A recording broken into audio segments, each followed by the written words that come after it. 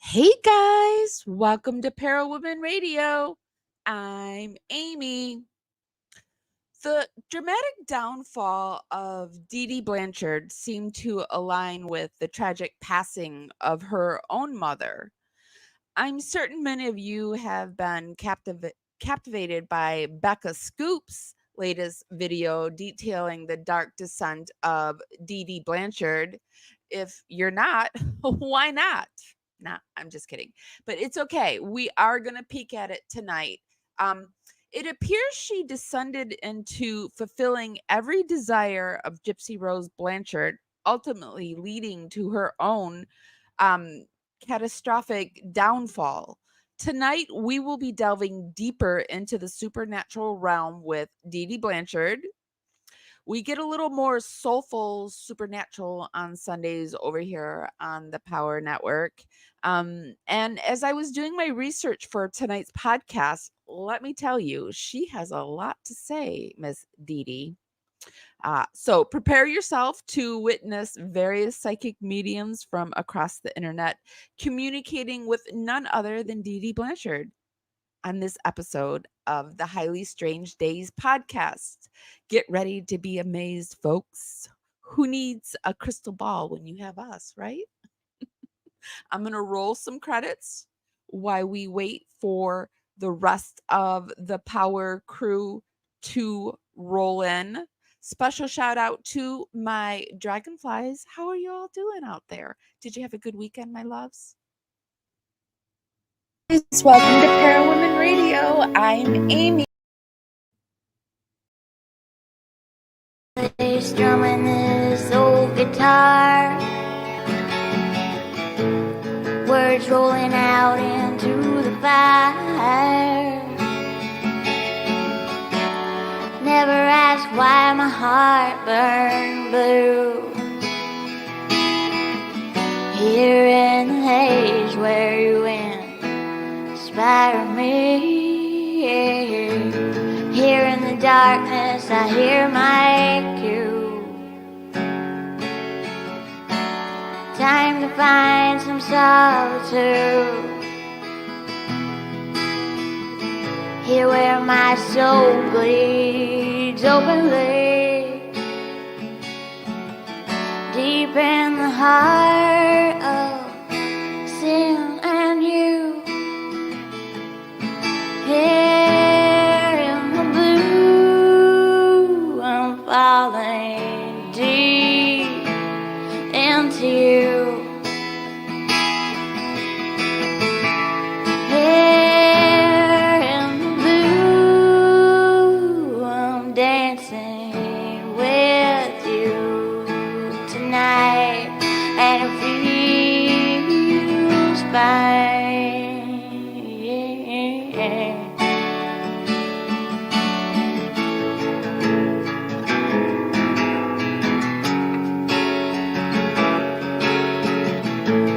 Carefully strumming his old guitar again, words rolling out into our fire. If heaven had wings, I would steal them and fly away with you for a while. Here in the essence of gratitude, your dreamy little smile on my lips. I miss my cue, but baby, I had you. Miss my cue, but I had you for that day. I literally did miss my cue today. I forgot to cue up my intro. Sorry about that clunky introduction. But hey, welcome everyone. It's so good to see everybody here. I see Jeanette and I see Jedica and I see Heavenly and I see Chrissy and I know Tony. Hi. And let's see who else. I know I saw other people. I'm sorry if I missed you. I try to fly through it. I see Sarah and I still see Lily Eve. And yeah, welcome everyone. So tonight we do not have Shannon with us. She's not feeling good.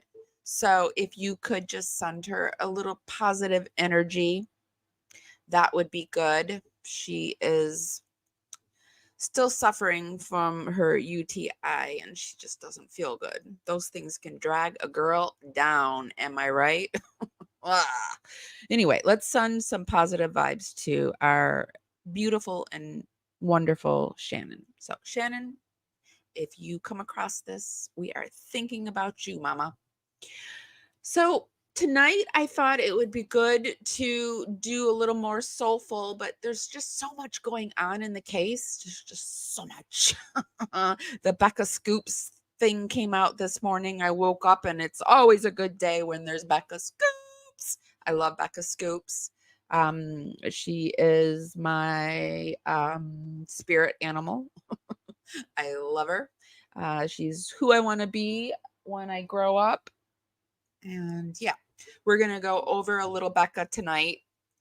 She talks about DeeDee, which I have been talking about DeeDee for the last few weeks. I don't know if you guys have noticed, but once I like get on something, I need to take it till I'm done. Like I need to take it to the end.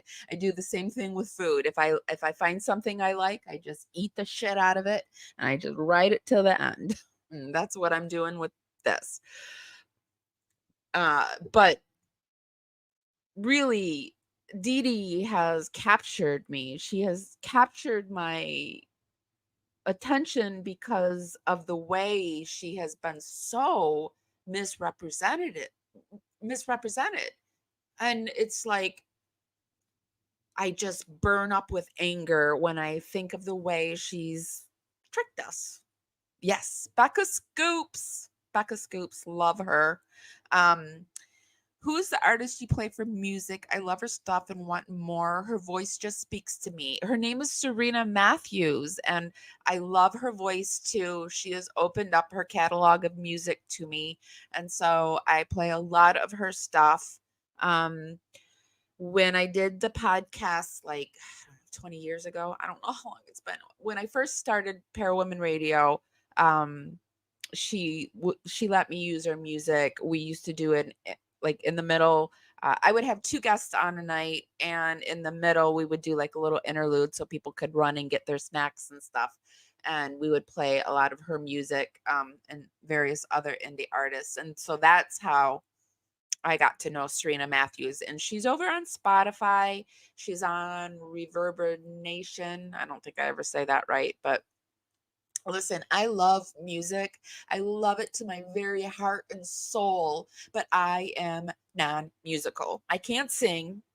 I have no rhythm, but I have the soul. I have the soul, and I am positive in a past life I was a musician. So I love music here. I have been told, people have told me to like knock the music off, but nope. We got to bring the music, the soul in. That's just music is life for me. When I can't focus and I can't do anything else in the world, I can listen to music, and that's what has saved me. It's music has saved me, and I think music has saved a lot of people that kind of gravitate to me. They're either musicians or they're like me who just really love them some music. So, yes, Serena Matthews. Sorry. Didn't mean to get off on that tangent. But yeah. And Jeanette Schneider, I want to say thank you so much for sharing my live stream with your friends. It means the world to me. I saw somebody else shared and I meant to write it down and I forgot. But I'll remember next time. But thank you so much. It's just a free way to help me out. And it's like a huge free way to help me out. And it's really, really appreciated. Other ways are my algorithm dance parties that I like to do, where you just, you start warming up your fingers and you dance them up to the hearts and thumbs up buttons and you just start pressing it. Helps me go out into the algorithm, dance out there, bring more people back to the party. It's just a free way to help me out. and it's really, really appreciated. We're coming to you today on Facebook, YouTube, and Twitch. Hi, everybody. All right. So let me get my screen all situated for you tonight. Like I got a little round robin of stuff. We're going to talk some soulful stuff. We're going to go into like the psychic stuff, but I also want to talk about the new Anxious Ant Dan Glidewell bombshell stuff that happened this week. Um, and I also want to talk about the Becca Scoops. So that's what I've got planned for you tonight. Let me get my screen together. Like, I don't know. I just had a brain freeze or something and I didn't share anything. Oh my God. I didn't get my screen ready for you guys. All right. I don't want to start with that. I think I want to start with a little Becca Scoops.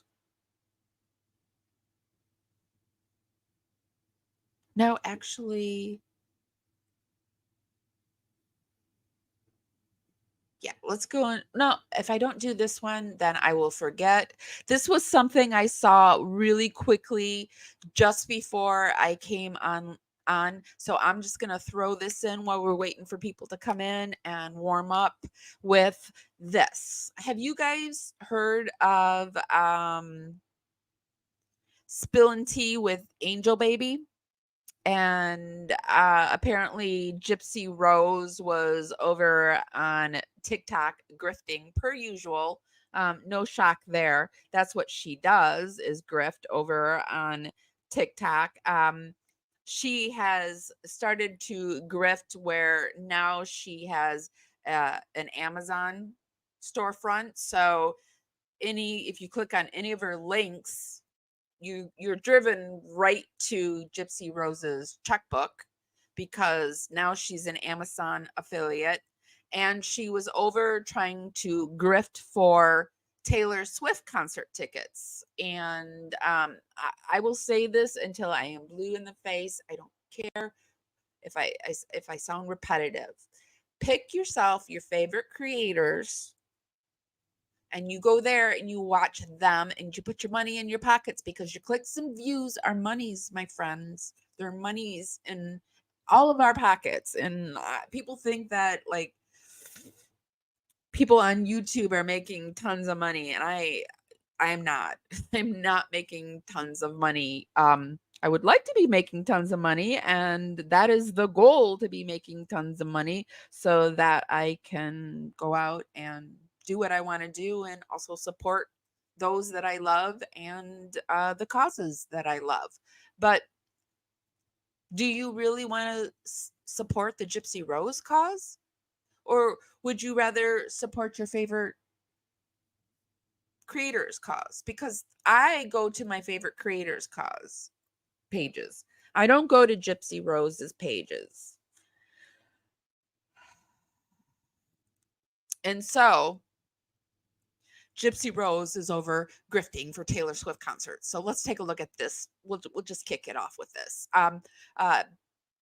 We will not watch everything in its entirety. I will stop and start everything, and or I will speak over it. This is what I do it for fair play use.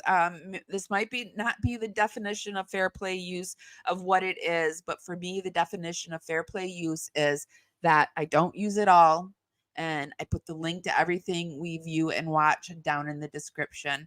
I guess these are Amy's fair play use rules, because somebody told me that I didn't need to do all that, but I do need to do all that, because this creator, she took her time to do this, and I see it as me making it all juicy and ready for her, and I send you guys over to her.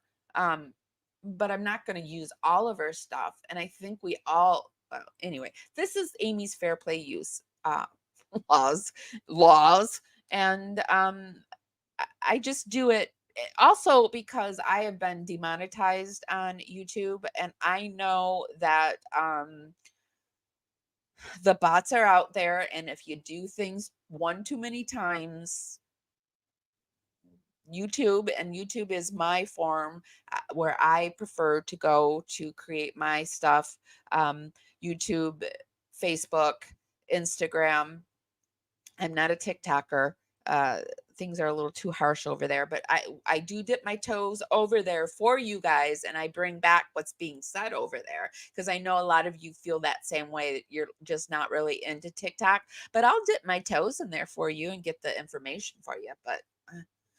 Um, but this is what I do. This is my fair play use, and I guess I need to come up with a new way of stating this because some people just aren't happy with it. But I want to please everybody, but I just can't. This is my conscience tells me is fair play use. Obsessed.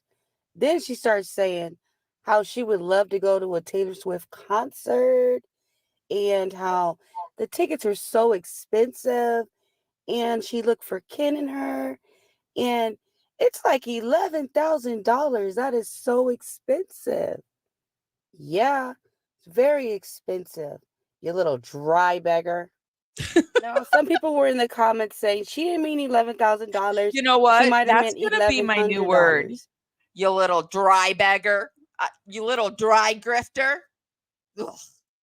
You guys, the tickets start at about $700, but they go up as high as what? $12,000 maybe. So yeah. So she's saying, you guys, I can't go to the Taylor Swift concert because they're $1,100. That's expensive.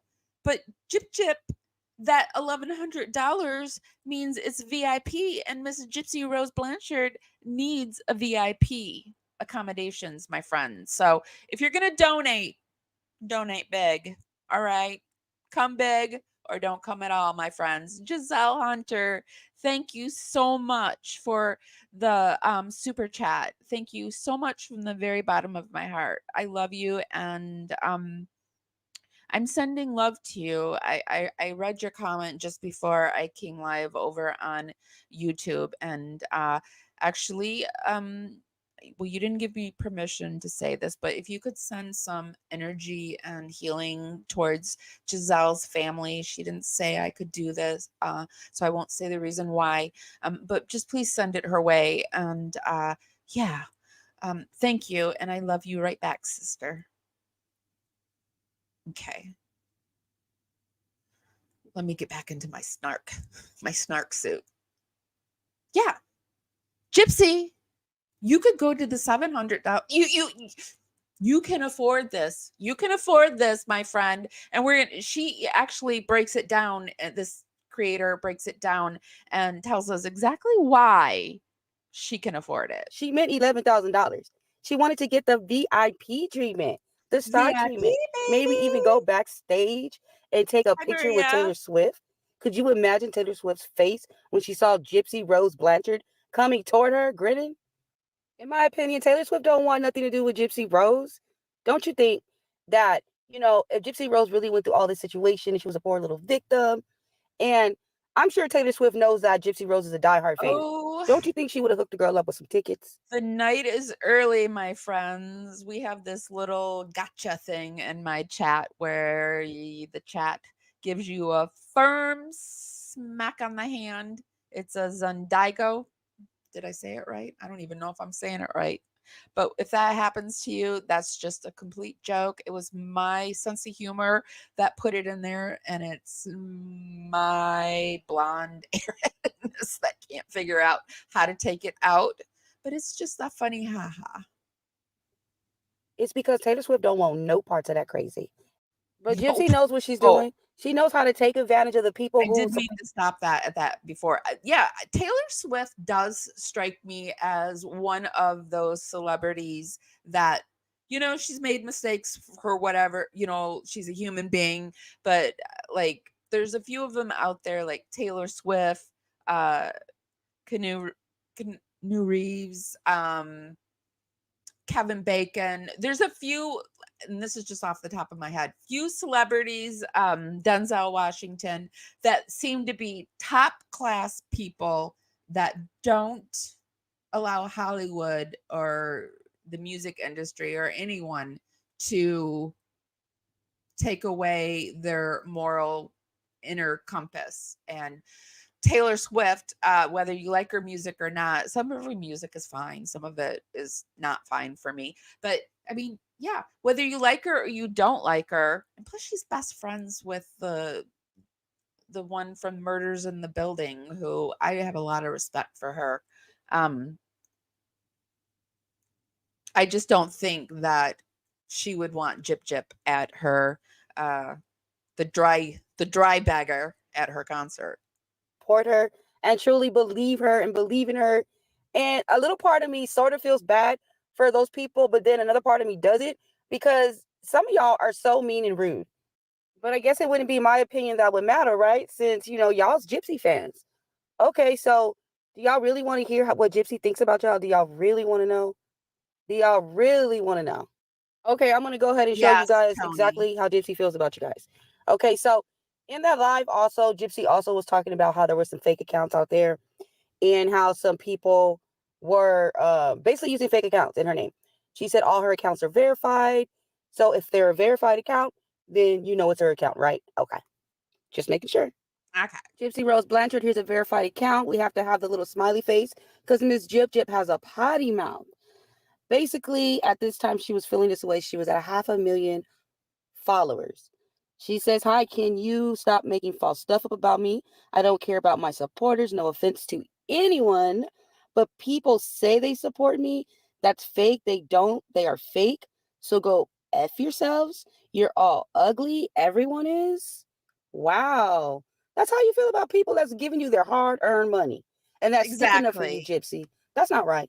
This is how she thinks about. I would like to shake every one of her stands, but I have to think there's something like, ugh, like, I would like to shake every one of her. I wanted to say there's something wrong, but I don't know what it is. I'd like to shake every one of her stands and be like, snap out of it. Why would you give somebody who has money like this more money? Why? Who's not donating to society? Who it, ugh. It's But really Becca Scoop's got something for her. Becca Scoop has the answer. devilish. That is mean, actually. I mean, so there you have it. It is what it is. I mean, her supporters, they bought out her baby registry ASAP. And, she knew at that time, she knew she had them. There's no telling how many people are literally sending Gypsy gifts, money all the time. This girl, she's got money. She's got money. She has no business dry begging. She has no business even speaking on about how much those tickets are. She knows exactly what she's doing, in my opinion. I think it should be an earned privilege. I don't think they should not be allowed on it, but I think it should be something earned. But our whole prison system needs huge reform. And by when I say prison reform, I don't mean let them out. I mean they're coming out. Reform them. Help them come out. Help them before they come out. Help them after they come out. uh it, we see with Becca Scoops that Gypsy had no real, she didn't do any kind of real intensive therapy. Like she was in there for 7.5 years. If she's wanting to come out and be an advocate, and now she's saying she'd like to be like, I don't know, she was at this, she when she had to go to children's hospital, she wants to be like, gosh, the only the thing that I've got stuck in my head is, when you go on a cruise ship and there's this activities director, that's what I like have Gypsy thinks in her mind that she'll be like, just this activities director. Like, I think she said she wanted to be like an activities director for a children's unit. Would you want Gypsy Rose with your child? Like, seriously, after all we're knowing now.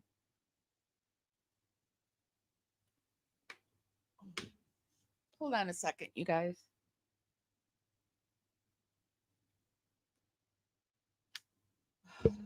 I really hope my laptop doesn't break, because I have no way of fixing it. I can't, the cord, I thought it was a short in the cord, but I think it's a short in the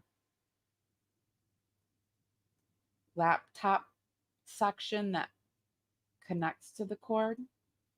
Hold on. And it doesn't really matter. It's charged, but it's an older laptop. And hold on one second. Talk amongst yourself. Let's do a topic. Let's do the topic of, do you think Gypsy Rose will ever go back to prison? Type a 1 for yes, a 2 for no, a 3 for maybe.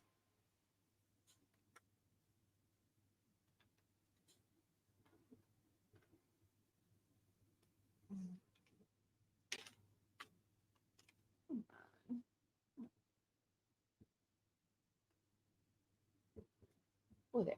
Wait. Wait.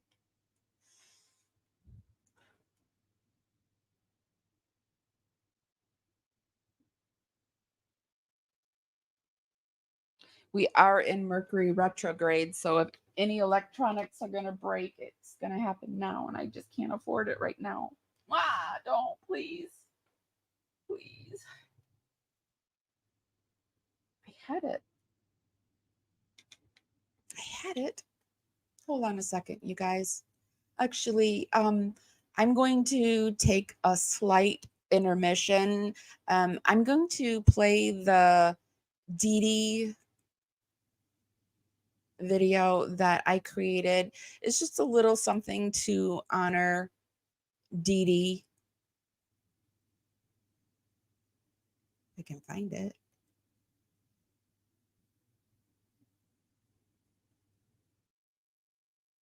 I think this is it. Welcome to Parawomenradio. I'm Amy. DeeDee, I understand if you're sick, if you don't feel good, could you please Watch call this me back, or away. at least pick up the phone. Let me know that everything's okay.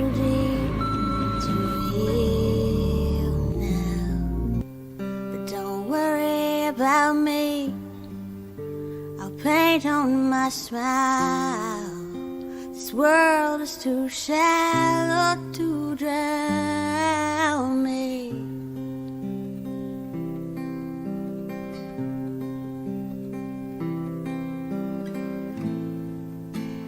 There is the moon hanging low. I see that wonderful orange glow smiling at me straight through the rain. That old comfort I know keeps calling.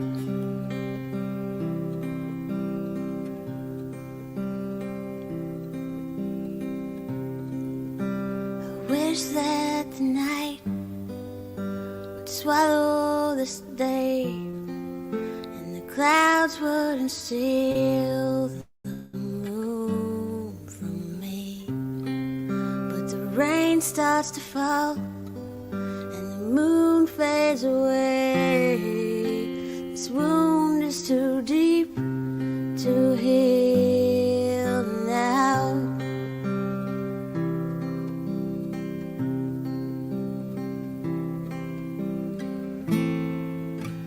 Where is the moon hanging low? I miss that wonderful orange glow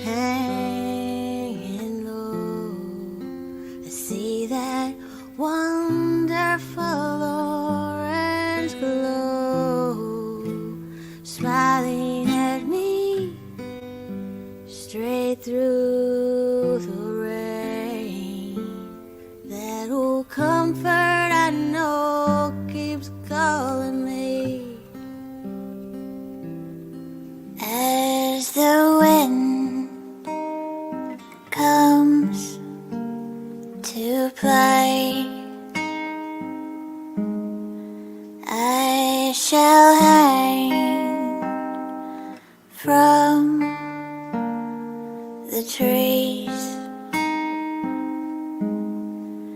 by the feet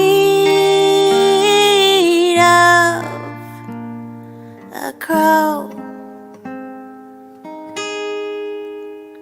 and I will blow a kiss to you. I will blow a kiss to you, and I will whisper to the moon and to the stars and the clouds, and you'll know that the moon can't forgive, and the stars, they just know, and the clouds melt away like the snow, like the snow. Sorry about that, you guys. I needed to fix that really quick. All right, let's get back into it. Okay, so Spillin' Tea with Angel Baby went on to talk about, she did a breakdown of the money that Gypsy Rose has made. And I will link that and put it down in the description for you. Let's keep going. So Becca Scoops is a content creator that just sort of burst on the scene like 5-6 months ago, and she just brought hard evidence, hard facts, and kind of showed us well, for me, she was who I credit with truly opening my eyes. There were other people, noisemakers out there making a lot of noises, making a lot of noise. But Becca came and organized it and then added to it and showed me things that I was like, oh, wait a minute. That sucks. Wait, why? How? So her latest one this morning came out, and it's Cops Spill Hot Tea Becoming Gypsy Rose. So, and Becoming Gypsy Rose, we look at DeeDee Blanchard. And who was DeeDee Blanchard? Because if there were no, aside from the fact she birthed her and whatever, but if there was no Gypsy Rose, DeeDee Blanchard would probably still be alive. And we are told that, you know, Gypsy didn't try to unalive her mom one time or two times. It was 3 times. The third time was indeed the charm for Gypsy Rose. And what I forgot, what was everybody saying about the little quick poll I did? I should have did it in an actual poll form. But were you guys saying that you felt like 1, 2, 3? Let me see. Let me go back up. Okay. I have a 1, a 3, a 1. Oops. A 1, a 1, 2. Lots of 1s, some 3s. 1, 3, 3, 1. Okay, so mostly all 3s or 1s, some 3s. So if there was no DeeDee, there would have been no horrific Gypsy Rose Daddy, in this I case. understand that we haven't had a chance to get close in a long time, probably my whole life. I have a lot of questions, obviously. You know, I'm confused. The stuff they say in the news is horrible and not true. You know that I love my mama, and you know that I would. You can hear her. I think she said this to her daddy over and over again, and he has bought her whole story. Has bought it. He has bought it, and he is adding to his own karmic crap with it, in my opinion. The whole family, the whole Blanchard family, unless maybe they had some karmic stuff happen that this is all owed to them.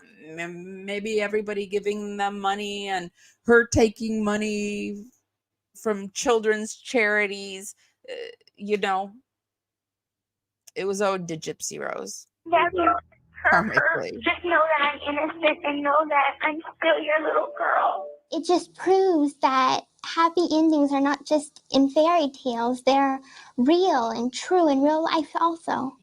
My hope is that Ken and I will have that fairy tale dream life that we always wanted to have with each other.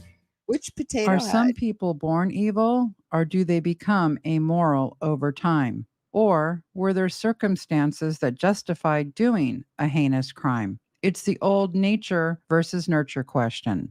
This investigation will answer that question when it comes to the case of Gypsy Rose Blanchard. This video will dispel many of the myths surrounding the demise of DeeDee Blanchard and reveal the truth behind how Gypsy became a woman who could plot the murder of her own mother. Welcome back to Becca Scoops. My partner is a veteran detective, and I'm Becca, a former psych and ICU RN. Join us for Becoming Gypsy, Part 6 of our series.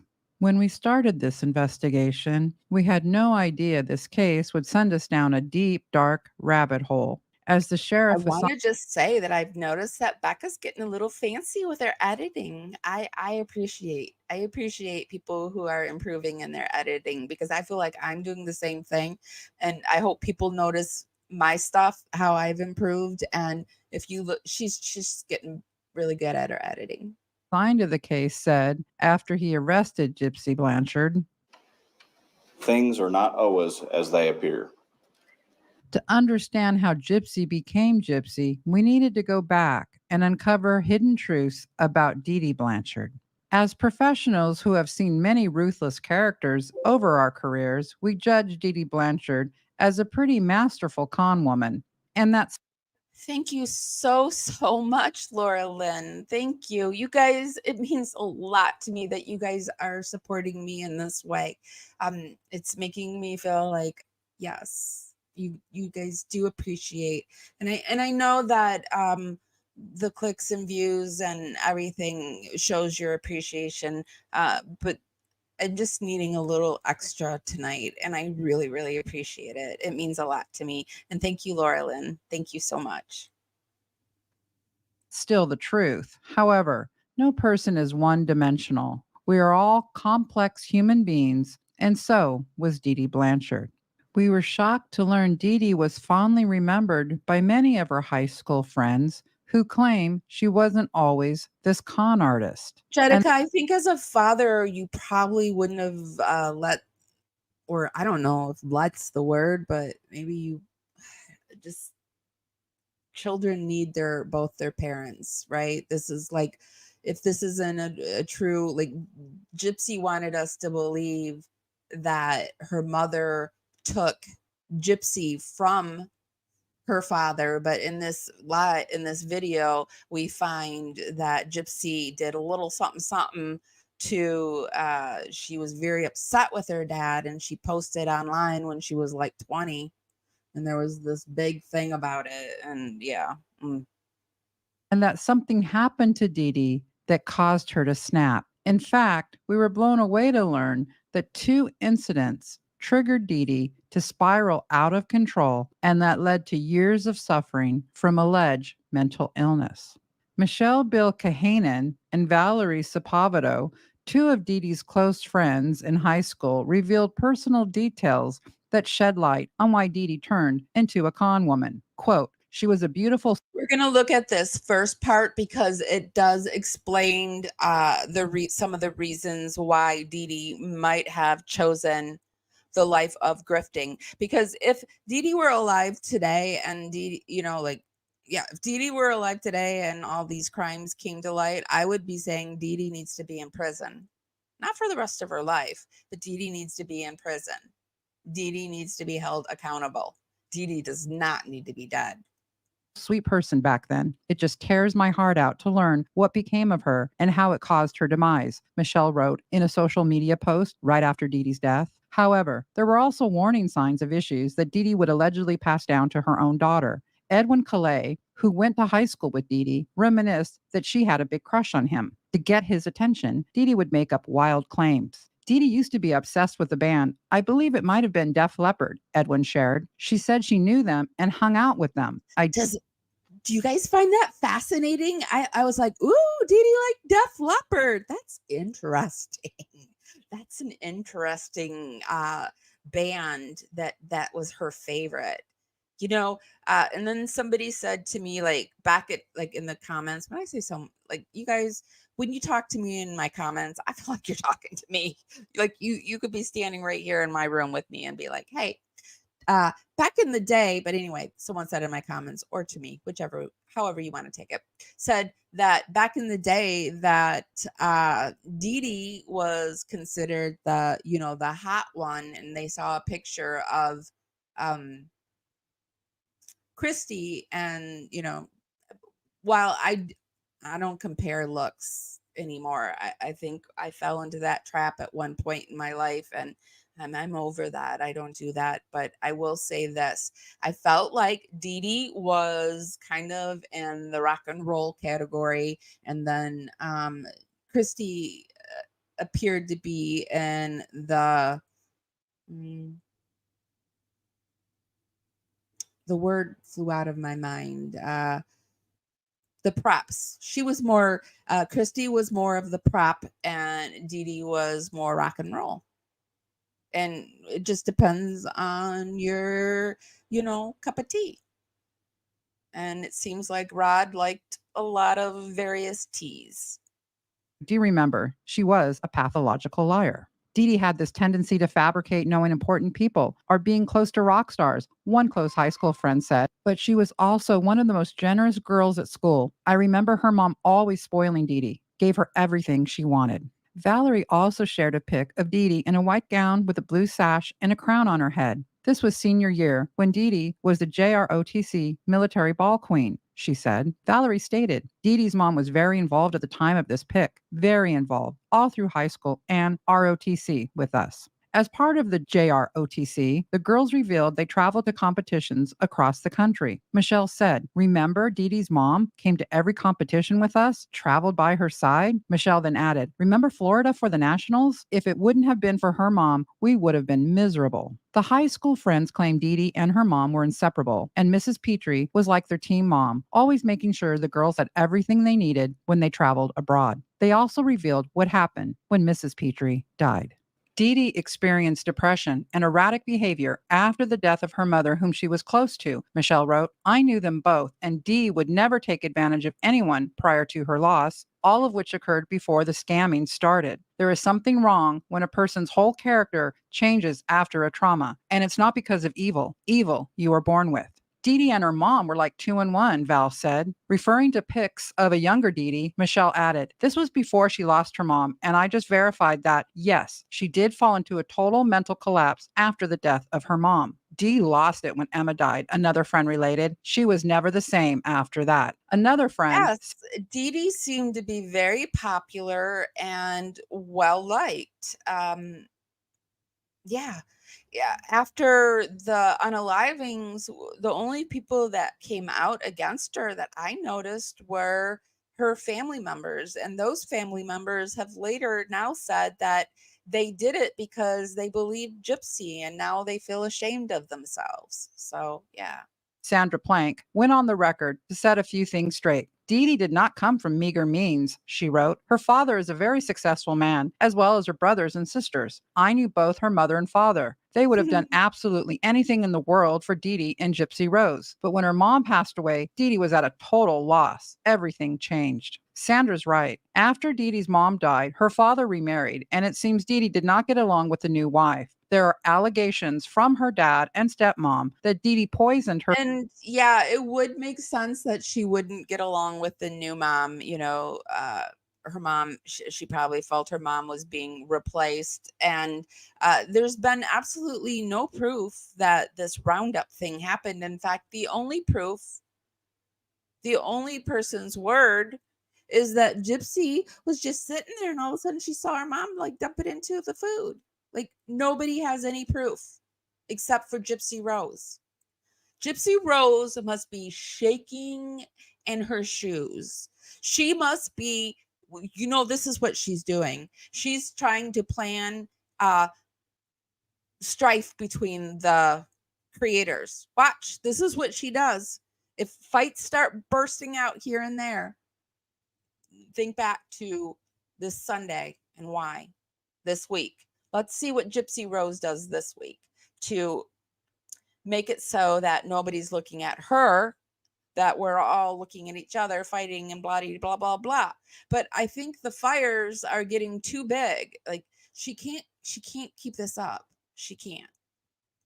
Her food with Roundup. None of these accusations were ever reported to law enforcement. Emma Petrie, DeeDee's mom, died in June of 1997. And by all accounts, as DeeDee spirals into a deep depression, she begins putting Gypsy in the wheelchair and ramps up falsehoods about her ailments. Coincidence? We think not. DeeDee was told when Gypsy was very young that she had a chromosomal disorder that caused her to have microcephaly, a small skull, and many other health-related issues. At that time, this chromosomal disorder was still mostly a mystery. This uncertainty about her only child's health seemingly affected DeeDee adversely. At the time of DeeDee's demise, her nephew Bobby Petrie recalled, quote, Gypsy was premature and that her skull might have developed differently or was smaller than average, end quote. Gypsy's father, Rod Blanchard, also admitted that DeeDee informed him that Gypsy had sleep apnea, problems with her digestive tract, and a chromosomal disorder.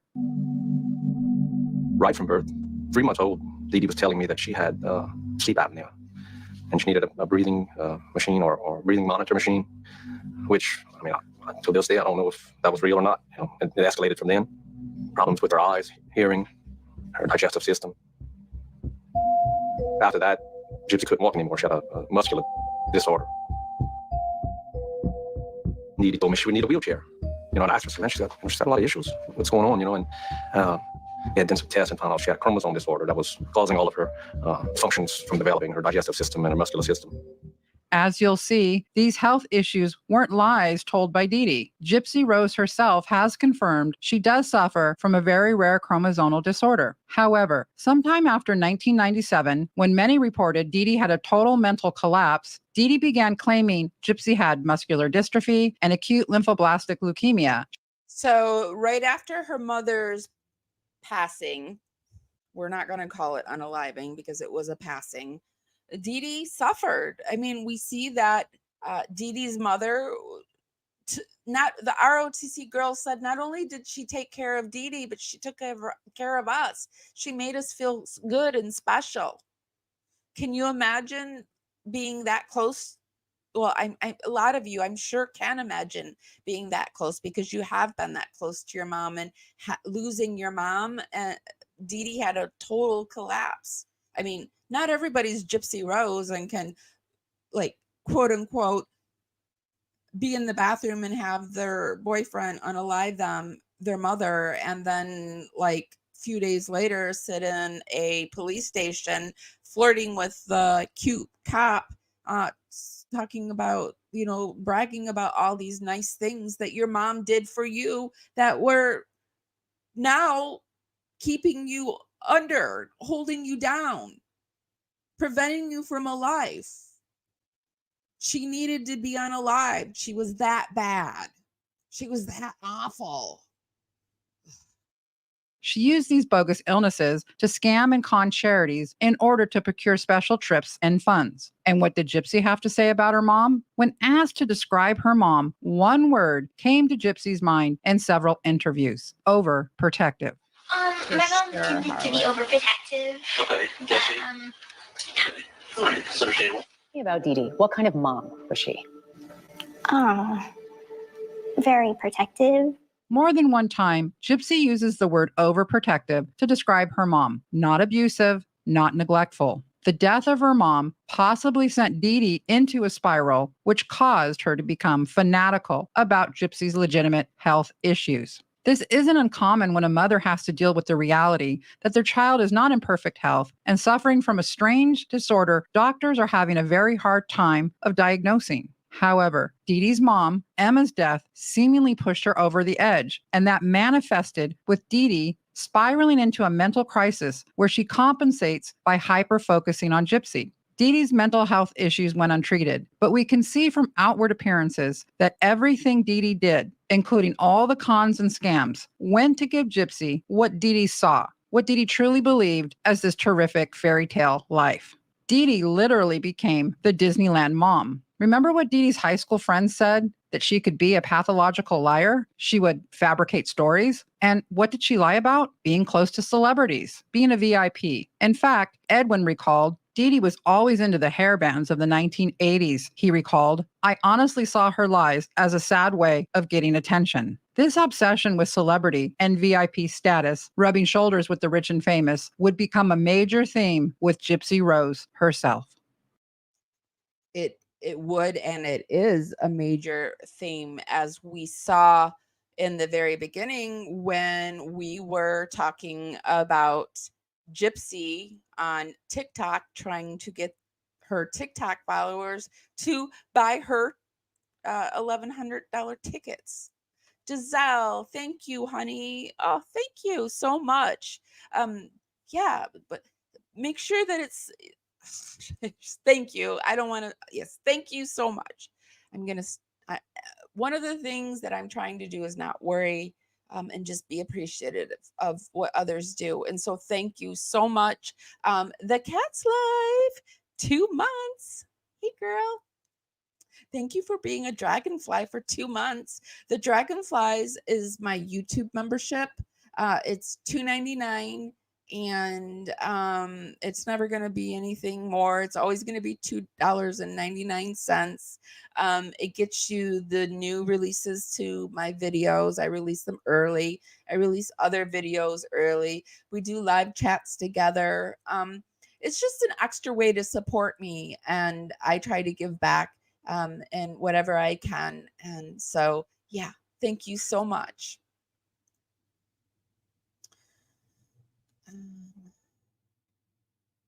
So DeeDee and Gypsy's life together.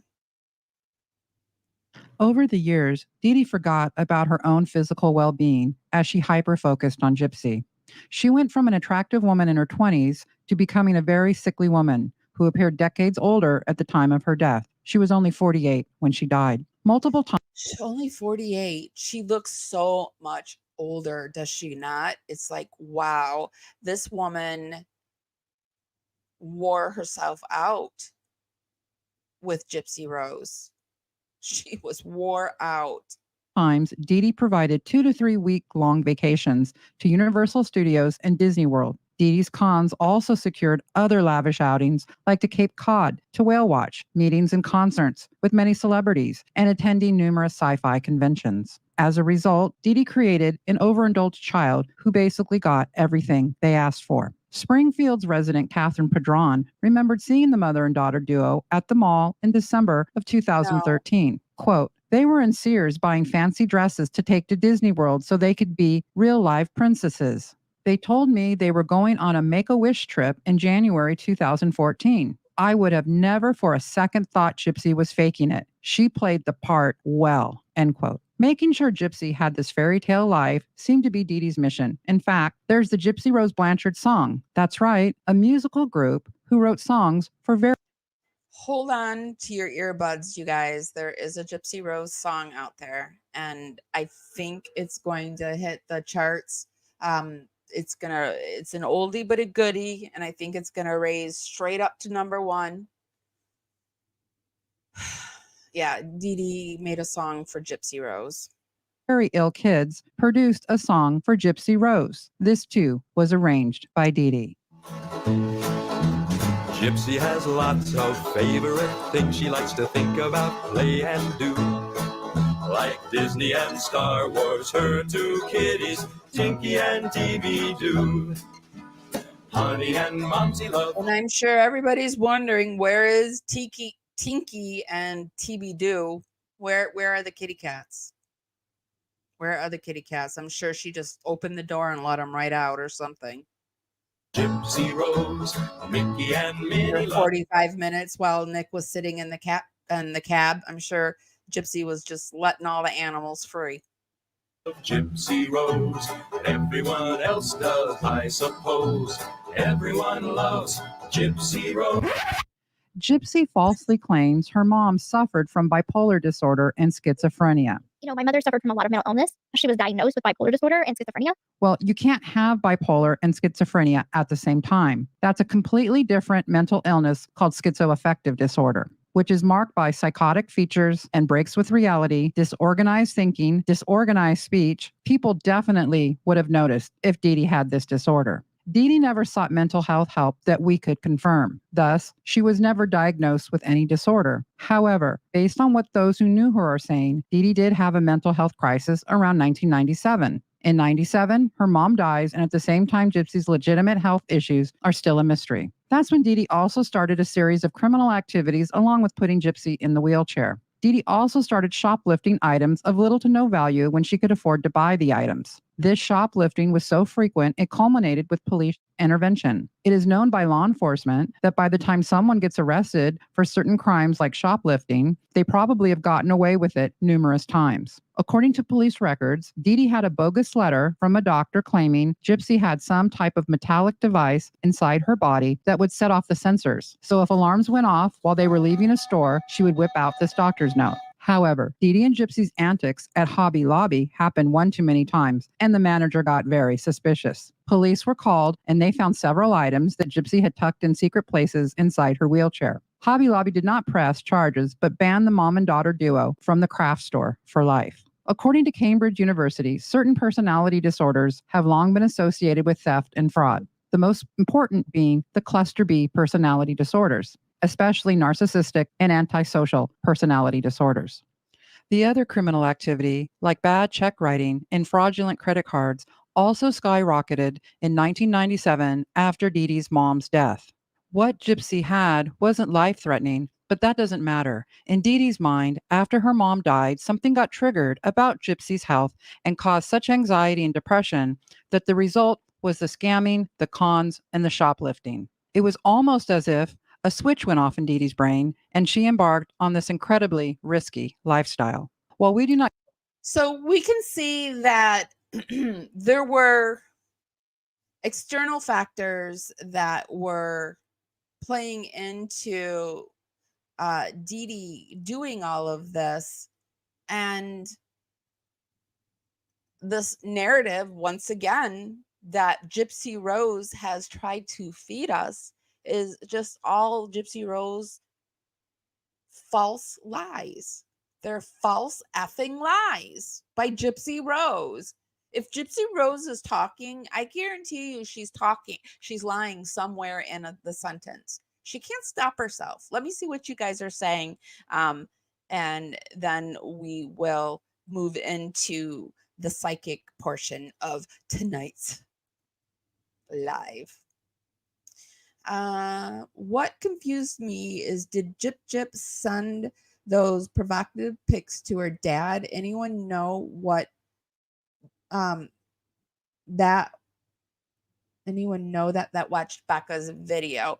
I think she posted them online and did this huge post about her dad being bad, like being wrong, and then the sexy pictures were sent to somebody else. And I will put the link. It's in Becca's video. There's this whole thing about there was a sexy video, and she goes into talking about Christy and how Christy was never really involved in Gypsy's life until after the unaliving of DeeDee. And there's also some proof in there that like DeeDee wasn't the antisocial one. She wasn't the one trying to keep Gypsy away from her dad. It was them, because when Katrina happened, DeeDee sent this text like, hey, we're really safe where we are if you want to come and, you know, hunker over with us. And Christy's like, no thanks, we've got a generator. Like, not once in her text was she's like, why don't y'all come over and hang out with us, we've got a generator. She's like, nah, we'll be safe, good luck, see ya, peace out. Oh, hurricanes are scary living in Florida. I am from Michigan, and I'll take a snowstorm any day over a hurricane. Hurricanes are stressful, especially the one, I think there was one last year that was extremely stressful for me because it was headed right for me, and then at the very last minute it moved like up, and like 2 towns over it got hit, flooded with water. All right, let's see what you guys are saying. I don't love her, but she can't get a job at McDonald's. She's got to survive somehow. I don't love her at all either. And yeah, she does need to survive, but there are online positions where you don't have to be seen. There's data entry, processing, stuff like that. And Gypsy's not doing anything, and she has tons of money. She could be taking some kind of course to train her to do something invisible. But Gypsy does not want to be invisible. She wants to be very visible. So, yeah. And my passion isn't towards you. I'm sorry. Like, sometimes people will say something and I'll like answer it with all my, I've got a lot of passion inside of me, you guys. And sometimes it just comes straight out and it's not geared toward you. It's the situation pisses me off. So that came out a little like, sorry about that. I'll try to put that back in. Anything but an influencer, unacceptable in my opinion. Yep. How does she have over 9 million followers? I don't know. I unfollowed her. I don't go to her pages.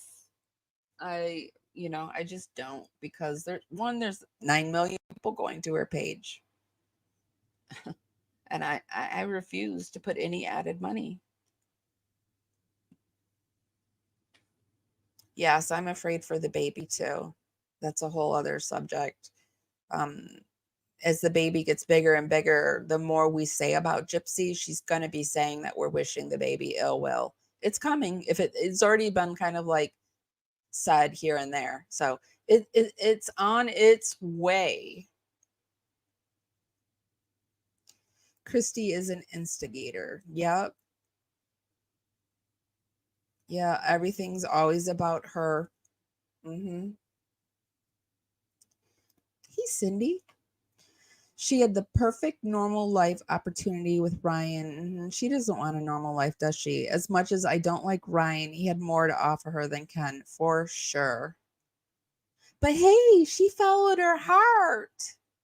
She followed her heart. Her heart's desire. I'm all for following your heart. And, we all make mistakes, but Gypsy Rose, don't tell me the sky is green when I know it's blue. That's what I always say. Don't do it to me. I'm not going to be gaslit today. All right, so let's go on, and I've got a few psychics that we're going to go through, and then I also have some TikTok things that I want to look at towards the end before we go. But this first psychic I have here is, oh, hold on, you guys, my browser lost connection. So hold on one second. I've got to stop the tab and then reshare it.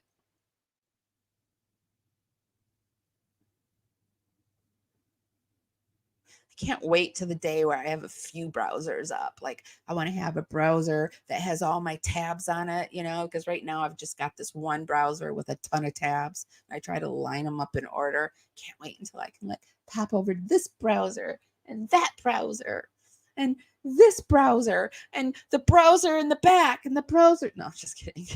But I would like more than one browser one day. Ah, the dreams of a YouTuber. Okay, let me get back to what I'm doing. Focus, Amy, focus. I've had anxiety all day today. You can always tell when I've had a little too much anxiety. It's like I've had a little too much coffee, but I've not had any coffee at all today.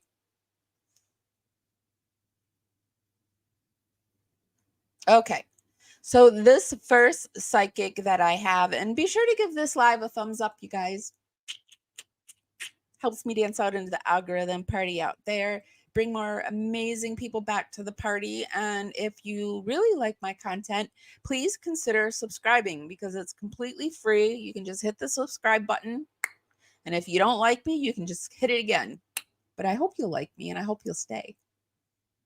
This first, I got to tell you, it got me back by popular demand. I didn't see the first one.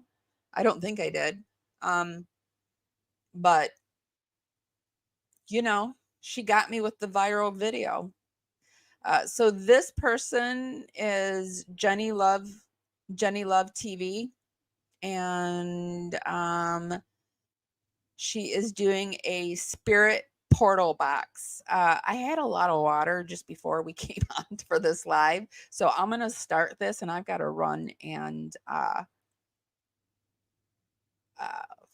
you know, I got to run and get the water out. So I'll be right back. I'm going to start this and just give me 1 minute. Okay.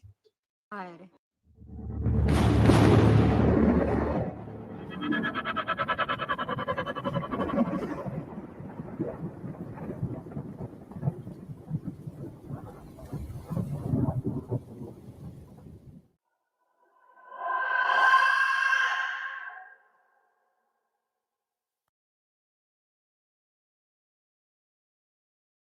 Hey everyone, welcome back to my channel. This is Jenny Love, of course, and today we are going to do a spirit box session, as you guys can see, but not just any spirit box session, guys. I have had this request widely requested under one of my spirit box videos, which a lot of you may have seen, the DeeDee Blanchard spirit box session that I had done several months ago, very shortly after Gypsy Rose was released from prison.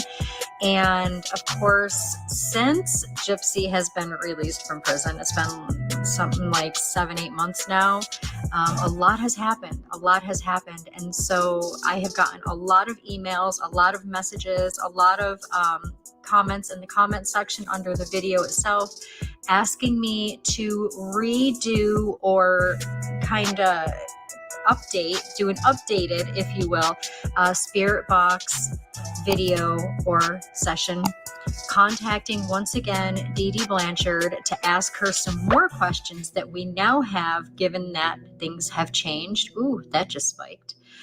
And by the way, guys, this is just an equalizer. So, you know, obviously would sound it, you know, and yeah, it just kind of spiked over here on the side by itself. That was weird. Anyways, so a lot of lingering questions now. And so we kind of want to get to the bottom of things and see what DeeDee's opinion might be now, given that, you know, Gypsy is now pregnant. She's divorcing her husband, and I believe she's engaged to somebody else now.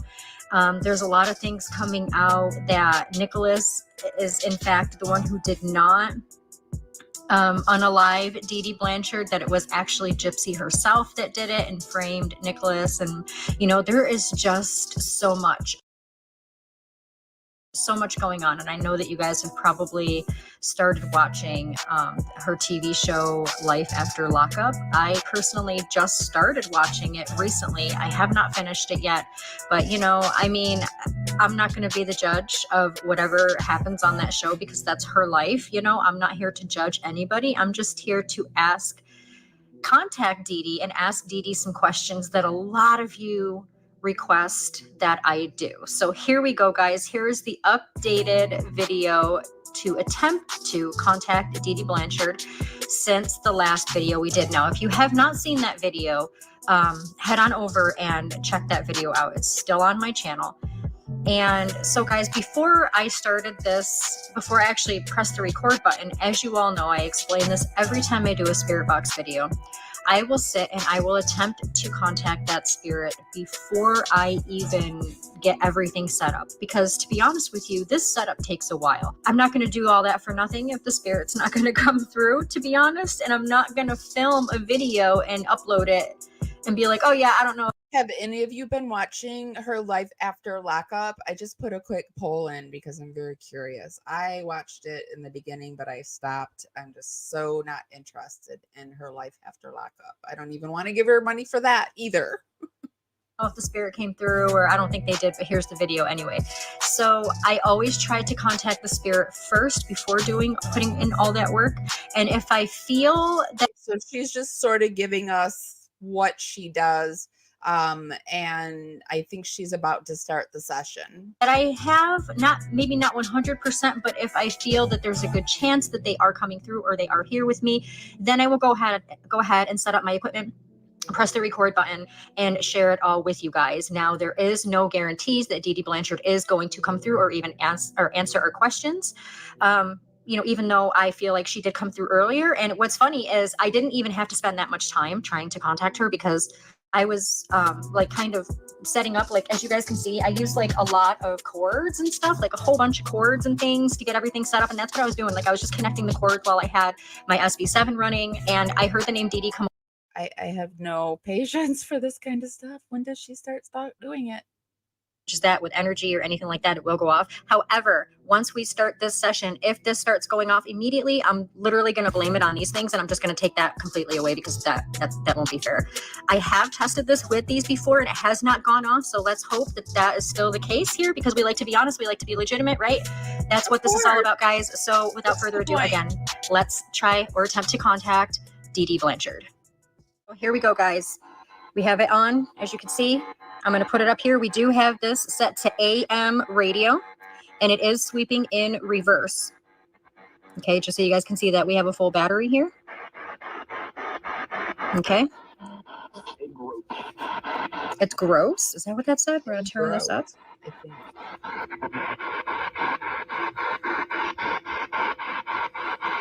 I'm not a fan when I don't like people putting the words on the screen.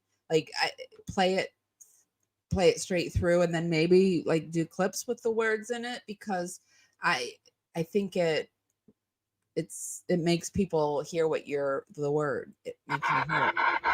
Okay, we're going to try to minimize the static as much as we can. I don't have my pedals hooked up today, so. She didn't know. She didn't know.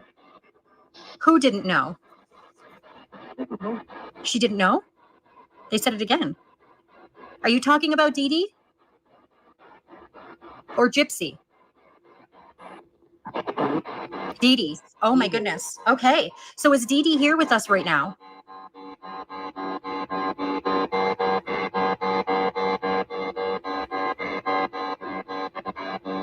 DeeDee, are you here with us?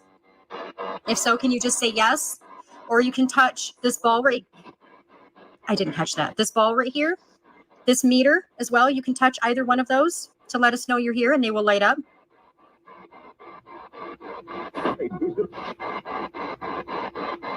DeeDee Blanchard, are you here with us?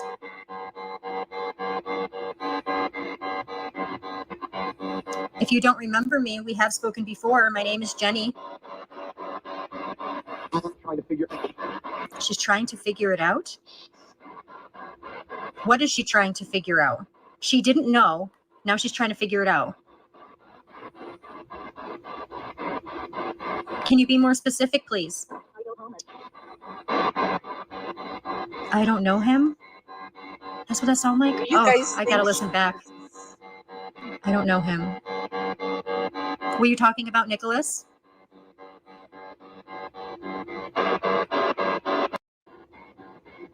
Can you touch this meter right here, please?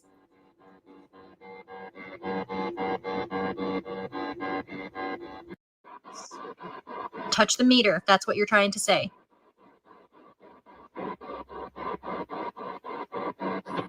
I don't know. I'm not really feeling. I'm not saying that there is anything. You know, if I don't vibe with, I don't want anyone to get offended if I say like I'm just not vibing with it, because just because it's not something that I'm getting anything out of, I'm gonna go over to chat and see if you guys want me to move on, or if you're interested in the spirit box. I have a few psychics that lined up that have done. I've got some tarot card readers. I've got some that are just psychics talking. So I'm going to move on. If you want me to go back to the spirit box, I will. This one is Sparrow Song Divination. Claudine DeeDee Blanchard outs Gypsy Rose. Mama speaks. See, Mama speaks. Godejean remains behind bars. But Gypsy's narrative is beginning to show signs of wear. And on that note, one voice has a thing or two she wants to share. That is the voice of DeeDee Blanchard herself. Oh, yeah. When we meet this week, Cindy, we'll talk about that. Greetings, friends. Welcome back to the channel. If you have been here before, or welcome if it is your first time visiting. I gather by that intro and by the title of this video, you have surmised that we are going to be talking about Gypsy Rose and her mother, DeeDee Blanchard. Gypsy Rose, whose last name escapes me at the moment because I haven't paid but 5 minutes of attention to that young woman. I haven't been following her case, her story, or anything, which is why it basically shocked me when it came out of left field when I was awakened by a psychic download from none other than my spirit guides relaying a message from DeeDee Blanchard. I was like, wait, what? DeeDee Blanchard wants to reach out? I was pretty surprised, to say the least. The message I received was loud and clear, like loud and clear and unmistakable. DeeDee Blanchard said, they are canonizing me and she can't stand it. That was the message I heard. So I was like, all right, what does this mean? So I had a consultation with my guides and I was like, what is she referring to? And what I heard is that DeeDee Blanchard can tell that the court of public opinion is shifting away from looking at her daughter as an innocent victim, so to speak. Okay. So by they, she is referring to just that. DeeDee can see that people are starting to question the seriousness of the allegations, the truthfulness in. And we know that DeeDee always wanted to protect DeeDee, even when that post that DeeDee or Gypsy did about her dad, saying he was a deadbeat dad and she hated him when she was 20. DeeDee blamed on the neighbor. She's like, the neighbor told her to say all those awful, awful things. It wasn't Gypsy. So it'd be interesting to see if she's still blaming it on the neighbor. All of the stories that her daughter has concocted and has put out there for public consumption. And she is sort of like joking and saying that they are canonizing me now. And by that, I think she means they are trying to make me look like a saint.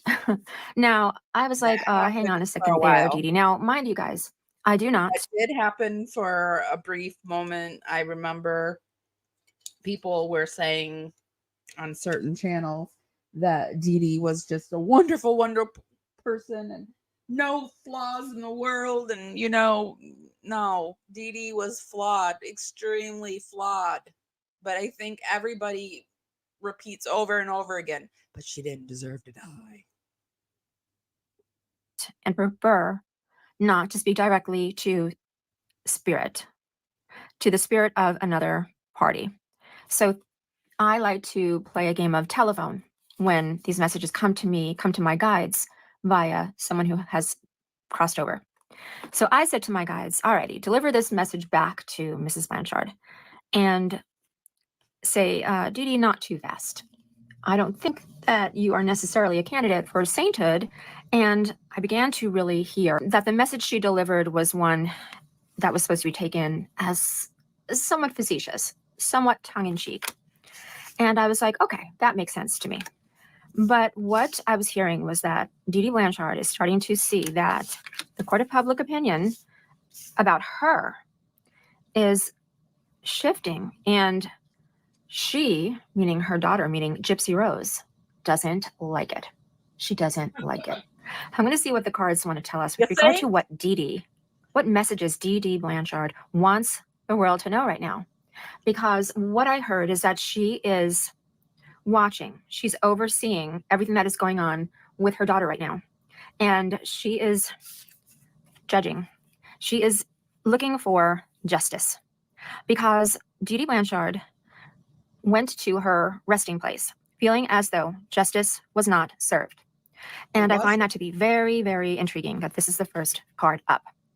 Because what I do know about Gypsy Rose and her circumstance is that there is a young man sitting in prison right now named Nick Godejohn, who Gypsy claims was the sole perpetrator of bringing about her mother's passing.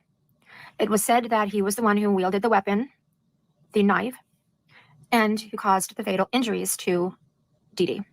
But DeeDee is like, hang on a second. Hang on just a sec. The scales of justice are out of balance, guys. They are not where they ought to be. Because what I'm hearing is that the story is much more involved and much more convoluted is the word I'm hearing than what is being presented by Gypsy Rose, by her daughter. So now we have the Wheel of Fortune card here, which is sort of a very fortuitous type of energy.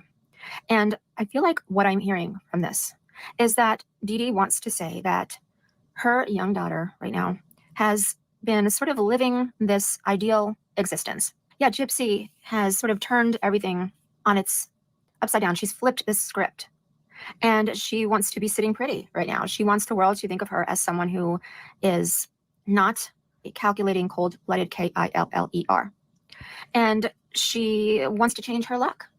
And DeeDee sees this. DeeDee is pointing this out. She's saying that, yeah, my daughter is believing that she's more or less sitting pretty right now with where she is seated. However, according to the messages her mom is delivering via my guides, Gypsy Rose is beginning to recognize that there are two schools of thought around her narrative, and that people are starting to have a sort of a split point of view about her. Whereas what I'm hearing is at the beginning, when Gypsy was out of jail and I don't know if it's because I'm not a stan and I don't like Gypsy Rose, but I see very few of her stans around. And I know there's 9 million at least out there. Well, no, I wouldn't say 9 million people are her fan.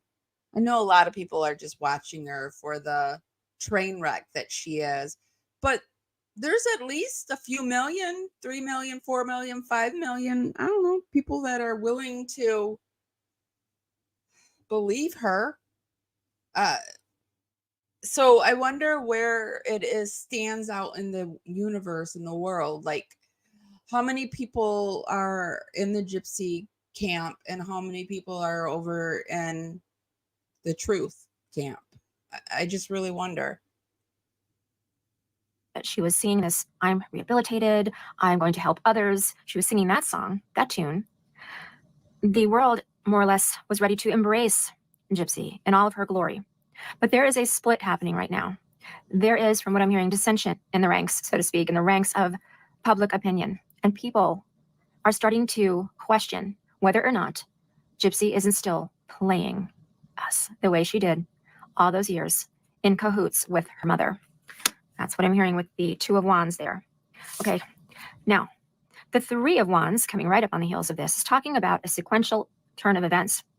And what I'm hearing is that people are starting to more or less turn away from Gypsy.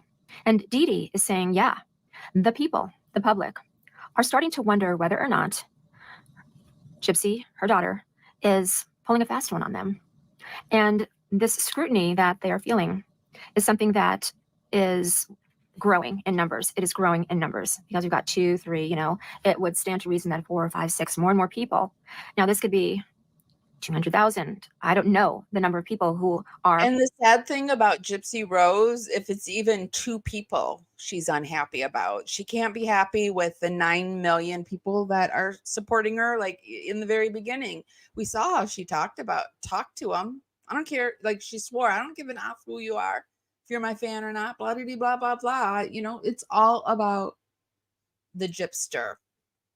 Let's move on. Here I found, this is Mystic Brandy and Gypsy Rose Blanchard and her mom, DeeDee, part 1.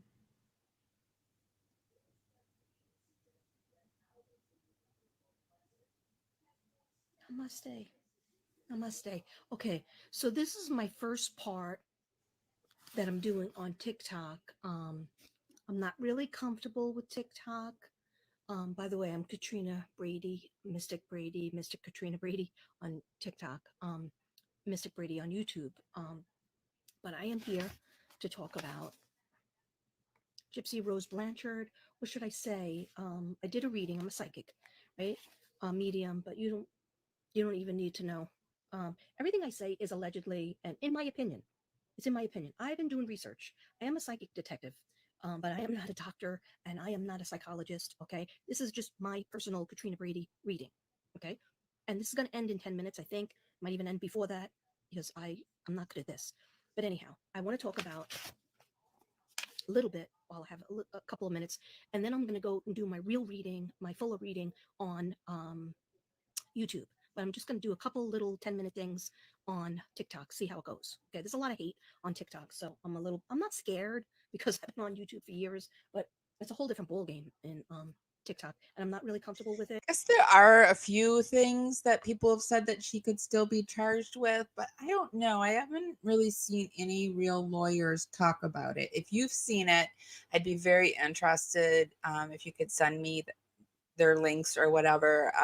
Because yeah, I would be very interested to know if she can be charged with anything. But I'm just thinking anything new that she does, will that send her back to prison? For actual readings, I've done a little tiny cancer reading, but I haven't even started with what I could do in terms of readings, because I'm not going to be doing it in the way other people are doing it. I do it my own style, and I have ADD, so I go off on a tangent, but I always circle back. And I hate that I have just 10 minutes because I'm going to get mixed up and I'm going to lose my place, and then I'm going to get nervous. Then I'm going to say, why am I nervous? It's stupid to be nervous. But what I want to say is I have been doing readings on Gypsy Rose Blanchard, also Gypsy Rose Blanchard Anderson, or Gypsy Anderson, because she is still married currently to Ryan. Okay, but she is alleging that she has another man's baby in her belly. Okay, she might, right? I'm not really caring about whose baby it is. That should be in her heart, in Ken's heart, and in Ryan's heart. Okay, and they will find out. And you know what? Even if it is Ken's baby, I just have so many problems with her as a felon getting out of jail when Nick is still in jail. And I understand he killed her mother, but she also killed the mother too. And here's my problems. I do the dowsing rods, right? I don't like to do them on air because it makes me very nervous. I like to do it privately, and I write down my notes in my book. So basically, I want to share what I got from the dowsing rods and from what I got from Spirit and my spirit guides. And also, I heard from, and you don't have to believe me. I don't really care if you believe me or not. I am very confident in what I do. I've been doing it for, I'm 60 years old. This is a filter, obviously, Avi, as the kids like to say. But I've been doing this since I'm like 7, 8 years old. And when I was trying to tap into DeeDee Blanchard, her name is Claudine, and I write down their names a couple of times in different colors, and it helps me to tap into their energy and their spirit guides. And I'm not here to spread hate. I am totally namaste, Zen. I try to live a Zen life and healing. So, what I would hope for Gypsy is that she would just stay the frig out of relationships and stay at home with her father and get to know her father and stepmother and sister and brother, right? And just, she could have just dated Ken, but now she's knocked up. So everything is going to go so fast. And even though she's 33 years old, she's going to be 33 at the end of this month, is no kid. But in her mind, she's really like a teenager. A lot of people think she went to jail as a teenager. No, that dude. You look at her room, it's like a teenager's room. And even that big life-size poster that she has of her and Ken, that's so teenager-ish. Dude was 23 years old. Okay, sorry, not sorry. She was 23 years old. So I'm going to get into that, but I feel like I have to rush. So I'm just telling you bullet points of what I heard. One of the bullet points that I heard when I was tapping into DeeDee energy. At first I wasn't going to do it because I don't talk to like serial killers that have, died. I don't talk to people who have killed other people. I try not to tap into the energy because it stays with me and it screws me all up. But I stay protected. But then I realized DeeDee didn't kill anybody. Right. She was killed. Okay. Are we not allowed to say that word? Okay, I'm sorry. I don't know, but 6 minutes she in and herself. Okay. Anyway, I was trying to find out about this munch housing by proxy, right? Munch housing. Great. We're Munch moving housing. on. Yeah. Okay. This one is the dark truth behind DeeDee and Gypsy Rose relationship. A psychic tarot reading. A psychic tarot reading by psychic Amy. Psychic. Quit saying psycho. A psychic tarot reading by Alicia Wicker.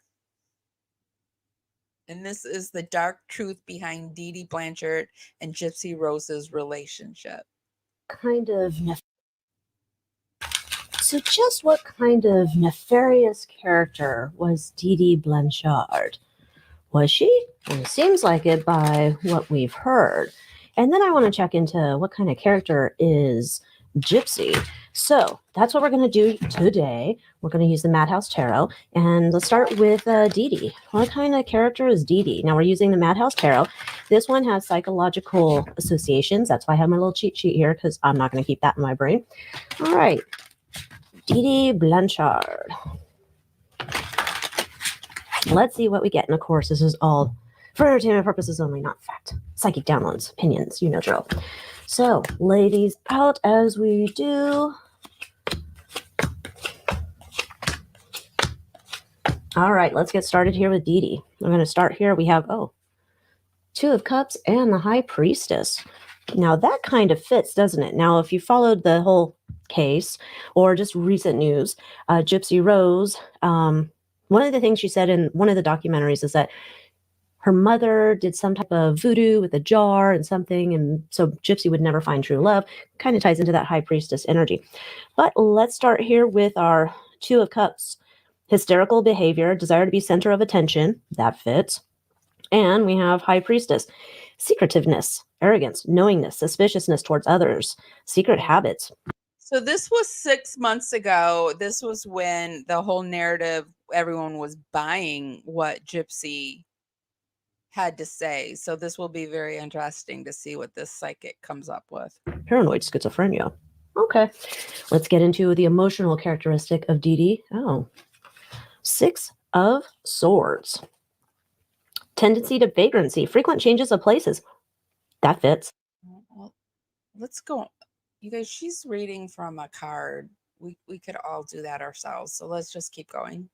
Hello everyone, and welcome back to my channel, Silver Violet Flame. I just want to do a wee card pull on Gypsy Rose. This is Silver Violet Flame. We'll look at her and then we'll move on into the Dan Glidewell situation. This is Gypsy Rose Blanchard, past, present, future, and DeeDee comes through to tell us a few home truths. Rose Blanchard. Now, a lot of people are saying that it's coming out that she wasn't actually, telling the truth about her mother, having this Munchausen's by proxy, and that she actually knew and was very aware of what was going on with her. So just thought let's put a few cards on it with the Whispers of the Unsolved, and I'll play this piece of footage. This is while she was still in prison, and someone from ABC News came and interviewed her and asked her a few questions. So I'm going to play the footage, and I'm going to pull a few cards at the same time, and we'll see what comes out. Yeah, it was and, amazing. See what kind of sense we can make of it. Okay, so here goes. Leukemia, asthma, vision and hearing impaired, muscular dystrophy, and seizures. Did you always know you could walk if you wanted to? Yes. She told you you had to stay in a wheelchair when you could walk. How did she convince you to do that? I was so young, so me looking up to her so much as just believing that she knows best, I didn't question it. Did you believe you were sick? There are certain illnesses that I knew I didn't have. I knew that I didn't need the feeding tube. I knew that I could eat, and I knew that I could walk, but I did believe my mother when she said that I had leukemia. Tell me about DeeDee. What kind of mom? Cards are flying, but that's a huge ass stack. Very protective. Do you think she protected you? No, not in certain ways, yes, in other ways, no. I think that she was very Paper sick trail. in her mind. For a long time, That's I believe we were best Gypsy's. friends, and That's then one of she was my Gypsy's best friend. major downfalls. Is she has this huge paper trail. She would love for us to believe that Katrina wiped it all out, but no, Gypsy has this huge paper trail. She was your only friend. Yes, other than my stuffed animals. And so I thought that she was a great mother, no complaints. We got along so perfect. You know, I saw her as an angel that could do no wrong. But as Gypsy got older and became curious about life outside the little pink house, she says Mom Dee began exerting more control. What happened when she got upset with you? It would go into an argument that would last a couple days, or it could be something where she wouldn't feed me for 2 days or so. Was she ever physical with you? It started to be physical in 2011. She would hit me with a coat hanger sometimes. Did you ever fight back? No, because I was too afraid to. Gypsy says she did try and run away once, but DeeDee found her a few hours later, and there were consequences. She physically changed you to the bed. Physically chained me to the bed and put bells on the doors. Did you ever consider, in a public place, if you stood up out of your wheelchair and walked, DeeDee's fraud would be completely exposed? I honestly didn't think about that. It never crossed your mind? No. It's so interesting So instead of planning an to me what elaborate people are doing out here on this with this case. Is she talk at all? What do we make of that? Let's ask a few questions. Is it fair to say that Gypsy was unaware that her mother was being detrimental to her health? I don't believe that for a Fair to say second. that Gypsy didn't know Unaware. that her mother was actually making her sick. Witness? There's Bloodline, witness. lineage? Why did she not speak up about this? Why did she not speak up about it? Manipulation, gaslight, control. Was Gypsy afraid of her mother? Natural causes. She was afraid that people would find out. Yes, she was afraid of her. She just wanted people to keep believing that it was natural that she was sick. And travel. Didn't they move on a lot and travel? She loved the because of travel. the records and the hospitals and that. Collapse. DeeDee did collapse Anger, the rage. week before she died. I Why think. showing us anger, rage, and collapse? Or their please? last trip, she collapsed. Emergency, medical. So everything started to fall down around her and high vibes. Premeditated. Why are you giving us high vibes? What's high vibes about? Treason. And she was let down by her mother. She made her like to be this happy girl who was getting all this attention and everything that she wanted and the best care, but it just simply wasn't true. That was fair to say. Yeah, caregiver and deep state. Yeah, it was all underground what was actually going on. Let's talk more about Gypsy now. Is Gypsy embellishing on this fact that her mother is she exaggerating more to get media attention? Yes, that's the truth. What is she exaggerating? Tell us what particular portion of it she's exaggerating about. Low vibrational. I would say Gypsy is very low vibrational. Why low vibrational? All the fussing and fighting is very low out in the open vibration. and cover up. That's all the social media she's been doing. So she's obviously embellishing everything because she knows that she's getting the attention. She's also getting a lot of money for what she's doing interviews and wise and it's just creating a low vibration for her to live in, and she's just taking I think she advantage of it. prefers it. I mean, she came from a okay, you guys, I just have to tell you something. I have been going through this dark soul of the night, and I used to be a believer. I used to believe in I believed. I believed in God. I believed in spirit guides. I believed in angels. I even believed, like, I believe in, I used to, thought I believed in, I'm just trying to figure out what I believe in again. And I'm trying to reconnect to my spirit guides. And I was like, okay, well, if you're out there, I want to see owls. Show me owls. And I have just been seeing so many owls. And here I'm sitting here watching this, and there's an owl right here looking at me. And I'm like, okay. I'm starting to believe again. That and looking for the sympathy vote still instead of moving on. Is that fair to say? So by keeping in this low vibration, that's where she makes her money rather than moving on. Hotel, motel. Yeah, that's a key. That's a key to her. Yes, that's what I'm feeling, Lotus Spider. How she's going to live, is the way I see it. How else is she going to live? Will Gypsy ever put all this to bed and stop talking about it and go on and have her baby and try and create a life for herself and yeah, family? Is she ever going to do that? Evil, demonic. Oh. Fraud, crime. Are you telling us, snake, backstabber? Are you telling us that Gypsy will get herself into trouble because apparently she's been caught, alleged, my opinion, not fact, saying things that are contradictory to what came out in her court case? Fired? Yeah. Fired? Do you think Lifetime will eventually fire her? Not happy about it. Not happy about the way things are going. Vacation, beach, abroad. I think she thought this was going to... I don't think Gypsy can go abroad yet, right? It'd be funny if her whole family went abroad, took Ken, left Gypsy. took the when she has the baby, took Ken and the baby, left Gypsy. Be like, this is me set, I'm going to be set for life, and I'll just keep telling the story, and I'll just keep embellishing on it, and the corruption card just come out there. Is it true to say that Gypsy has got a taste of fame now, and it's just the way it's going to be? Government, it's just the way it's going to be. So let's look to the future now. So she's pregnant now, and she has a little baby. So tell us, well, I know she's pregnant, she's going to have a little baby, pardon me. Tell us how things are going to work out in regards to her setting up home with her partner and this little baby. You have AI, artificial intelligence. I feel like there's going to be a lot of interaction and planned media coverage in regards to what she's going to allow the storyline to be. Secret government program, yeah. So you telling us that she's already thought about what she's the story she's going to portray to the public for when the baby comes along? Contract paperwork. It's nearly like as if she signed the deal and said, right, this is what, If you watch the whole Becca Scoops video, she has hired a PR firm that is trying to guide her into becoming an influencer, probably a mommy influencer. She said that she's not going to show the baby, but 100% she's going to show the baby. When the baby's born, this is how I'm going to expose myself and bring more things out. Secret government program.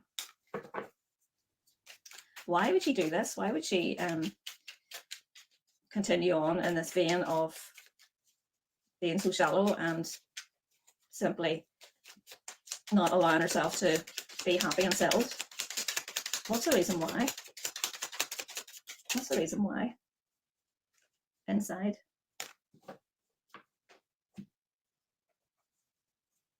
Follow the money. We're on the right track. Well, she's really following the money, isn't she? And she's keeping it quiet with that inside card. Embezzlement. Ooh. And mind control. Are you telling us that Gypsy is going to get into trouble financially, that she's maybe been dipping her fingers into too many pies in regards to money deals and investments and moving money from accounts and such like? Are you telling us that that's going to all come out? Clean up. Well, she's cleaning it No. up. No. Grandparent elder. Tell us more about this grandparent elder card. She has her father, doesn't she? Drugs, Oh, is it poison. her grandpa? Is her grandpa going to finally Why take drugs, her to poison? court?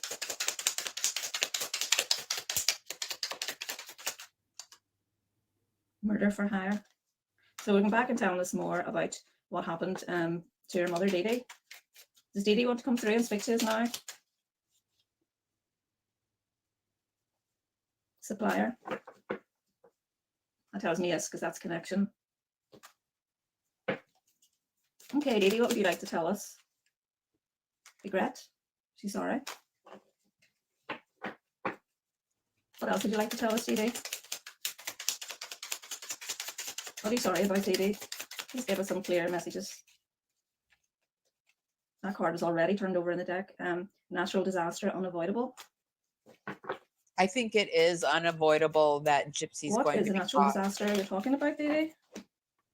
Red flag. was it Katrina? Biochemistry scientific. I think she's telling us that Katrina? she's her mother's daughter, is what I'm hearing. Oh. Unhired.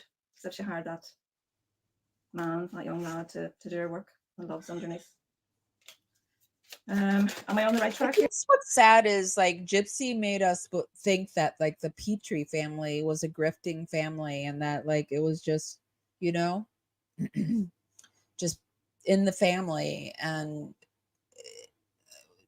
Becca Scoops is pointing out that perhaps it was something else. Okay, let's move on to the Dan Glidewell situation. I will put the link to all of those psychics for you down below. I did like the last one the most. All right, so Anxious Aunt broke the story. The real Dan Glidewell. Will the real Dan Glidewell stand up? And they stood his ass up for us. The Dan that we have all been saying was Dan, the Dan that even I said was Dan, was not Dan. It is a Dan Glidewell, but it is not the Dan Glidewell.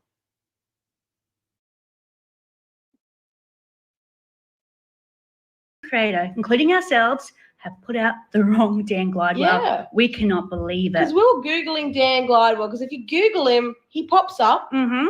You can look at his criminal history. We went through his whole criminal history. We spent ages going through his criminal we're history. trying to find out, okay, when was he out on parole? Was he out on parole when the whole ordeal happened, you know, DeeDee's thing? Yeah. It's not the right guy. No. It's not the real Dan. The It real Dan isn't. doesn't even have a criminal history, apparently. We are so surprised. That's not true. Later, it has come out that he, in fact, does have a he has a criminal history, and it some of the criminal has been with METH. I don't know if I can say that online on YouTube, but that's what Gypsy was hanging out with. Someone that was doing that. By this, because we spent probably a few days deep diving into his background. Yeah. I'm like, oh my God, was he around? Was he in jail when Gypsy committed the crime? Because she only bought that one-way ticket. Yeah, we're so always very curious about that. They went and got a bus ticket to Wisconsin and left the area at that It point. wasn't until we heard Natasha Cooper mention that it's the wrong guy that our ears pricked up. Didn't it? It would really be nice if DeeDee reincarnated or DeeDee's mom reincarnated. Yeah, that would be really nice. There are two Daniel Glidewells. Two. And I've talked to them both. And then Bree, who is Gypsy Rose's best friend or a close friend of Gypsy Rose's, she said on a live that we all have the wrong Dan Glidewell. Let me show you the fake Dan. This is who people think is Dan, but he's not Dan. Because just in case you come across this, you'll know that this is not Dan. Because you will come across this. This is not Dan. Everyone in this live, this is not Dan. And then Natasha Cooper put up a picture of Dan Glidewell and said, this is the real Dan Glidewell. Yeah. And guess what, guys? He looks very, very close, similar to Ken. Well, that's the other thing, because She when has we a were type. originally seeing, like, this original Dan Glidewell that we thought was Dan Glidewell, when I looked at his pictures, I'm thinking, no, you know, I don't know. I don't see Gypsy liking him. No. Like, I didn't see it. And I just said, oh, maybe she did. I don't know. But now this other guy, I can see it. Yeah, same. The first thing we thought was, this is the type. Yeah. It's a stereotype of Ken. Yeah. You know what I mean? She has a type. She has a type. She has a type. Yeah. So this is very interesting. We'll put the I think numerology, there's some, the whole astrology, numerology, I think our universe is full of numbers and patterns. And yeah, so I think there's something to that. The photo up and let you guys see the real Dan Glidewell. So apparently, allegedly, all the information that we have on Dan Glidewell is true, is facts, but the photo and the person that we all assume is Dan Glidewell is not the right person. Yeah, so we just got the wrong image. The wrong image. The real Dan Glidewell doesn't have a criminal record. And you know that picture with Stormtrooper? Is it Stormtrooper mask? Yeah, That's they're both called from dressed up Star for Wars. Yeah. That's not even the right Dan. No, that's that someone isn't else. even Dan. No. So, well, not only do we have the wrong Dan Glidewell, we have Stormtrooper who's incorrect as well, but this guy here who looks like Ken, this is the real Dan Glidewell. This is the real Dan. This is the guy she met at VisionCon. This is the guy she tried to run away with. This is the guy that's married with kids. Yeah. Well, the thing is, I found Dan Glidewell's wife. Like, I really dug deep, and I found his wife, and she's a beautiful looking lady. Yeah, really we were wondering, what is she doing with that other guy? Yeah. We thought, We're like, what is she doing with him? And when I saw his wife, I thought, why would he cheat on his wife? And I said to Marzi, it's not about looks. Yeah. It's not about looks. If someone cheats, they're a cheater. That's just how it is, you know? But they like the thrill. Yeah, they like the thrill of it. Exactly, Mars. But this lady, she's a beautiful lady. They have beautiful children. They're wearing like Comic-Con type T-shirts, you know? Yeah. So we think we have the right wife. So the real Dan is something much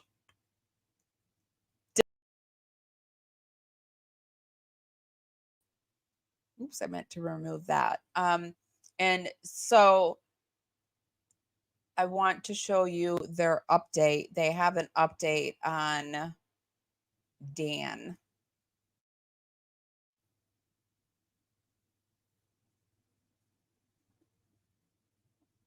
Okay. There. We are back again to talk about Dan Glidewell. That's right. Yep. We are so grateful for all the information that you guys have said So to us. much info. We love it. We love it so much. But first, you want to start off with debunking you. Hey, Mars. Right, we've got a bit of a debunking going on because we'll give it a picture. We're like, oh, okay. I love these ladies because they can joke and they often make fun of their own selves. And I appreciate that because I like to joke and make fun of myself. And it's a real Gen X thing. Gen X, they have Gen X humor, in my opinion. And I appreciate it. Okay. Now, remember how we've had a lot of people coming up to us saying that they saw the old Dan, the fake Dan, they saw him in Nicholas's appeal, Yep. Right? And they're like, we saw the video. And we're like, okay, we'd love to see this video. Where's this video? We've been asking for this video since February. Yeah, but no one found it. They said, oh, it disappeared. I was like, okay, well, I just saw a video of a guy. And I'm just wondering, guys, have a look at this guy and tell me if he looks like somebody to you. Like the old Dan? Oh, man, we're comfortable with Dr. Frank's, and does he look like the old Dan? Now, we're not doubting what you have seen. We promise you we're not doubting. But we're could it thinking be a possibility? maybe this is the guy that you saw. Because he looks similar. He looks similar to Dan. He looks so To similar old Dan, to not old new Dan. Dan. Very And I similar. could see why people would see this guy. And I actually did think that was Dan on the stand. So I got it confused in the beginning as well. And his name is actually, it's Andrew Mead. He was Nick's original defense lawyer, and he was brought onto the stand to question him to see, whether or not he was competent or not when Nick had his original trial. Yeah. He does look So it had been reported that Dan was actually helping Nick out and testifying for him, which that never happened. That was his lawyer, and it wasn't this fake Dan. And I find, well, it's not fake Dan, but I find it interesting, like that the Dan that we're all reporting the one Dan. Like, why didn't he come out and say, no, that's not me? I mean, either he's in prison and he doesn't know it's happening, or he doesn't care. But I would be like, if somebody came out and said, this is Amy Williamson and blah, blah, blah, blah, and it wasn't me, I'd be like, no, that's not me. a lot like the original Dan. He does. So I could see, oh, hang on, people looking at and thinking, oh, there's Dan. Yeah. And news spreads fast, like, news gets around. It's not though. No. Like, let us know. Is this the guy that you This is the guy you saw? Or are we just assuming it's the guy that you saw? Because we're not criticizing at all. No, wanna we're let you just guys know curious that. because to me, if I just saw the picture, I'd be like, yeah, that's Dan. Yeah. Because when I first saw it, I'm thinking, oh, Jodie, look, is that Dan? Yeah. Is that Dan? What? Yeah. Are we wrong again? What? Yeah. And then I looked into it more. I'm like, no, hang on. Yep. Then we went and researched it all. Yeah. And his name is Andrew Mead. Andrew Mead. Defense lawyer. You might be able to do that to me, Giselle, if I knew how I was doing it to you. I don't even know how I'm doing it. Nick's original defense lawyer. Yeah. So let us know, first of all, is that the guy you saw? I thought this was Dan. Because we'd love to know. Back to new Dan. Back to new Dan. Yes. Back to new Dan.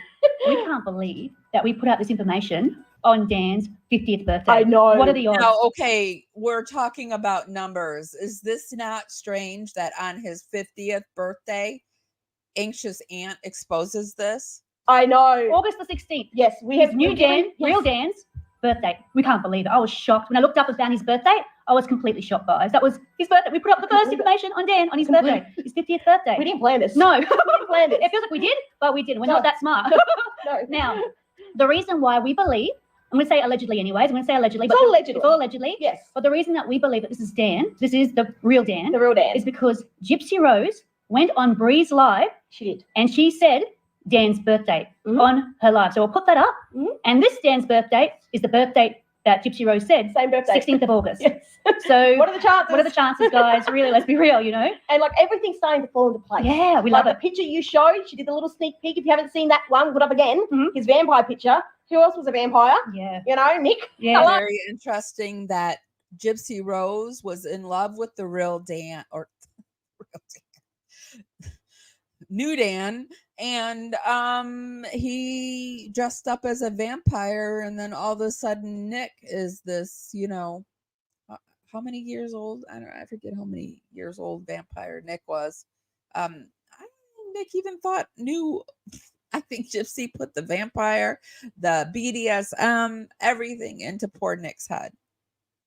That he was a 500-year-old vampire. Going on here. She likes the vampires, you know. So it's funny seeing all this kind of come together. We love it. We love it when the dots start dotting. I know. And all the pieces of the puzzle start forming. This is what we live for. We live for stuff like this. Every month, like, yes. Now, I do have to say, I was wrong in our previous video because I said I misheard that new Dan didn't have a criminal record. Yeah, real Dan. Yeah, Real Dan does. Misheard that, and I thought that that's what Natasha said. No. I got that wrong. He does. Yes. He actually does have a criminal record. He's no better than the other Dan. No. It's the same Dan, different face. Face off. Boom. Exactly. When they do the face off, they do the funniest things. I love creators that can make me just cackle and laugh out loud, and they do it. They tick all the boxes for me. He's no better. He's no better at all. And they have integrity on top of it all. Now, someone shared us information regarding Daniel's arrests and the things he's done, which we weren't going to originally talk about. We thought we'll keep it private, but it's actually been leaked online already. Yeah. People are already talking about it. So we're just going to pop it in here so you guys understand what's going on as well. So he's not the greatest guy. Now, here is a statement from one of the officers, one of the arresting officers, and I'll let Jodie Lee read it out. Yeah. It says, this is the house where Daniel T. Glidewell. See, they were respectful and they didn't put up his information.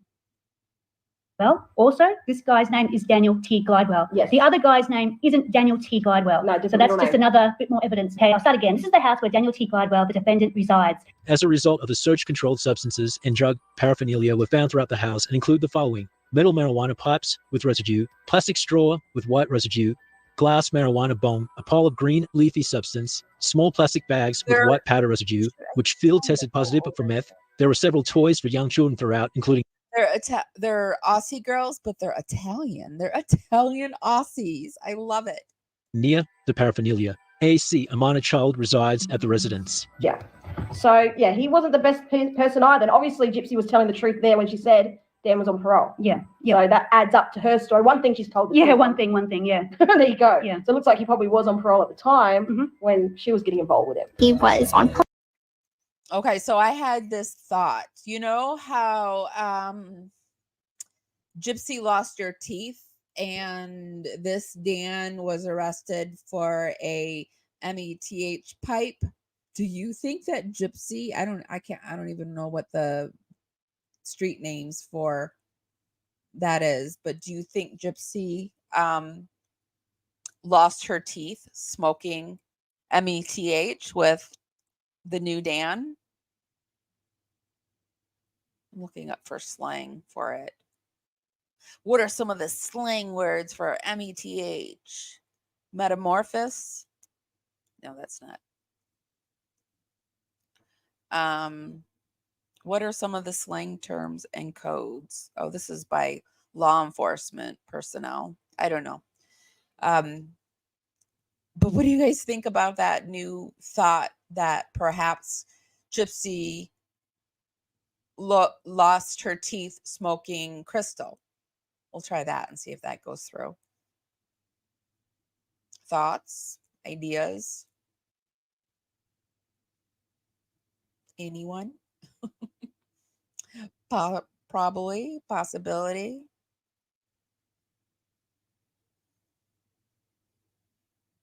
She can eat an apple through a tennis racket. I don't know what that means. I don't know what that means. That flew right over my head.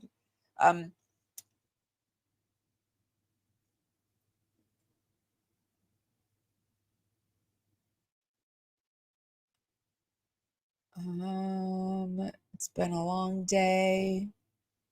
I wish we had more Aussie creators. These girls are awesome. They are awesome. Australians have a lot of Greek and I didn't know that. Didn't know that. A Greek Australian. Gosh, I want to go to Greece so bad, and I want to go to Australia. I can't wait until I'm in my traveling phase. So what I thought I would do now is, in no particular order, I have a little round robin of TikTok things that I found that I thought was interesting, and so I thought we would look at those before I leave.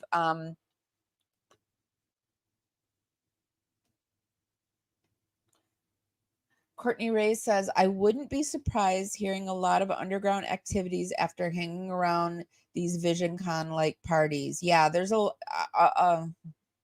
guys, I had a really horrible, it wasn't a Comic Con or anything like that. It was like, I forget what it was. It was Michigan. And it was this huge paranormal event that I went to. Someone slipped something into my drink and I ended up in the hospital. So I did have a horrible experience. This was like a year before I got married. So it's like in 2004 it happened, and it was horrifying. And yeah, there's a lot of partying that goes down, and there's a lot of rooms that people get rooms, and then they just leave their doors open and they let people kind of like come in and out of the rooms as they will. I have some TikTok things that we're going to look at about the people, of course, found the VisionCon and the things like that, and they found video of DeeDee and Gypsy at these things. But yes, there's a lot of crazy stuff that goes down.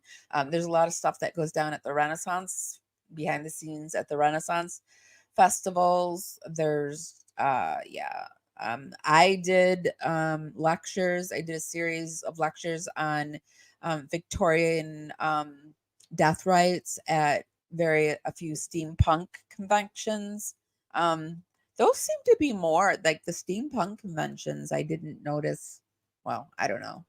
There was probably stuff going on, but they would they practically rent out a whole hotel, the cons and the conventions, and people buy their rooms and then they open them up as public rooms. Some people sell stuff out of their rooms, and then there's like these rooms that the convention itself get that you can go in. They're like refreshment rooms, and there's just like rooms for everything. And then it's a lot that happens at these things, but it's also a really good time. I used to love I love doing the steampunk conventions. I loved it.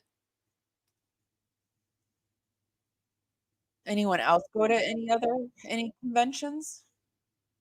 Anyone else like to do the cons? I lectured at a few paranormal conventions, and I did one in California, in Canada. That was really fun. Not a whole lot went on in that one. We just had a lot of fun at that one. Yeah, stuff happens, and you have to be careful, and you have to make sure you're safe. And awful things can happen anywhere. But yeah, they were parties. It was a party. Conventions are parties. It's a good time. If it's a good time. All right, so let me show you some video of them having a good time at the conventions. So here we have a Vision Con. We have a few. There's DeeDee right here. You can see DeeDee, and there's Gypsy in her wheelchair. Vision Con for the second time ever. They actually invited us back, and we're here to see all kinds of different stuff. We never know what's going to happen. There may be a small Captain America. That's the sort of stuff you see at Vision Con. So Gypsy had all these costumes. She tried to tell us she didn't have any friends and she was isolated. This doesn't feel isolated to me at all. And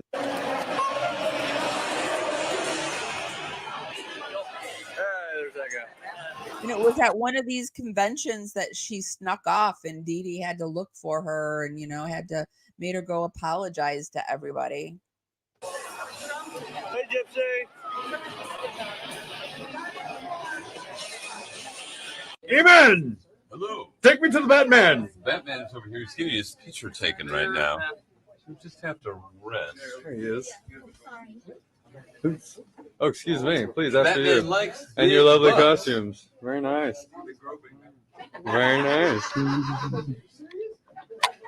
Batman and his ladies. Okay. Batman's a bat pimp. Whoa. Sorry, I landed on my foot first, so it's probably safe. Batman and Madame's Right. Hello. It's a lovely costume. I'm sure it's in this type of situation that Gypsy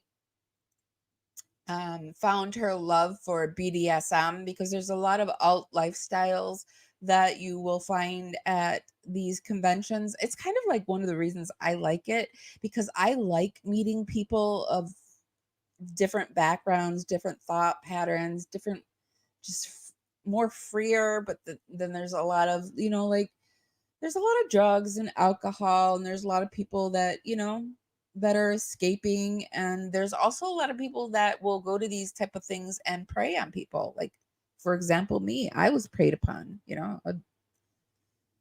I'm not going to tell you the whole story, but yeah, it happens. It happens. Very nice.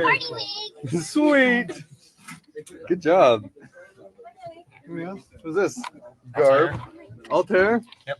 Oh, you're an assassin. Amen! Somebody died in here! That guy did it! Tasty. People work on their costumes, spend a lot of time and effort. And here Gypsy was having people make her costumes, thinking that she was a sick child, and doing it for free, making her these Power Rangers. I guess it wasn't a Power Ranger. It was something Star Wars, I think. But yeah. I need a cup. You gotta love Vision Con. Oh yeah. Oh yeah. There's my cup. Fantastic. Oh, and I'll just grab some of this here. That's what I know. Drinking out of a bathtub is always sanitary. It is the most. When he said that, I just my days, my college days flew right back to me. And we wouldn't drink out of bathtubs, but we would put our drinks in, those containers that you see in gas stations where they pile it with ice and then they stick the cans of soda and whatever. We would throw all the soda out and then just pour all the drink into that. So luckily I have never drank from a bathtub. But still, here's another one. You see DeeDee right here.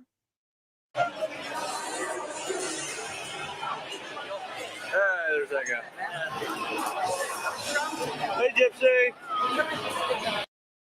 So they were at these vision cons. Pregnant for way too long. This is hilarious. You see like the mommy bloggers doing this, but usually they do this. I've been pregnant for far too long. They usually do it like in the 9th month when they're ready to like give birth. Like, I've been pregnant for far too long. And here Gypsy's doing it. Is she like 4 months pregnant? How many months pregnant is she When the anyway? song come on, let me see you Can't get stand down. her. Baby mama, this your song. Been pregnant for way too long. Let's tell the DJ turn. She's so annoying. And what is this new filter she's doing? This is not your face, Gypsy. What is Gypsy gonna even? Gypsy hates her face. What is she gonna do to her face? Pulled the trigger as many times as I could. Shocked my mother. I just remember thinking like, oh my God, did I just do that? What did I just do? This was when Gypsy had shot her mom with the BB gun, and she put a post up that this happened.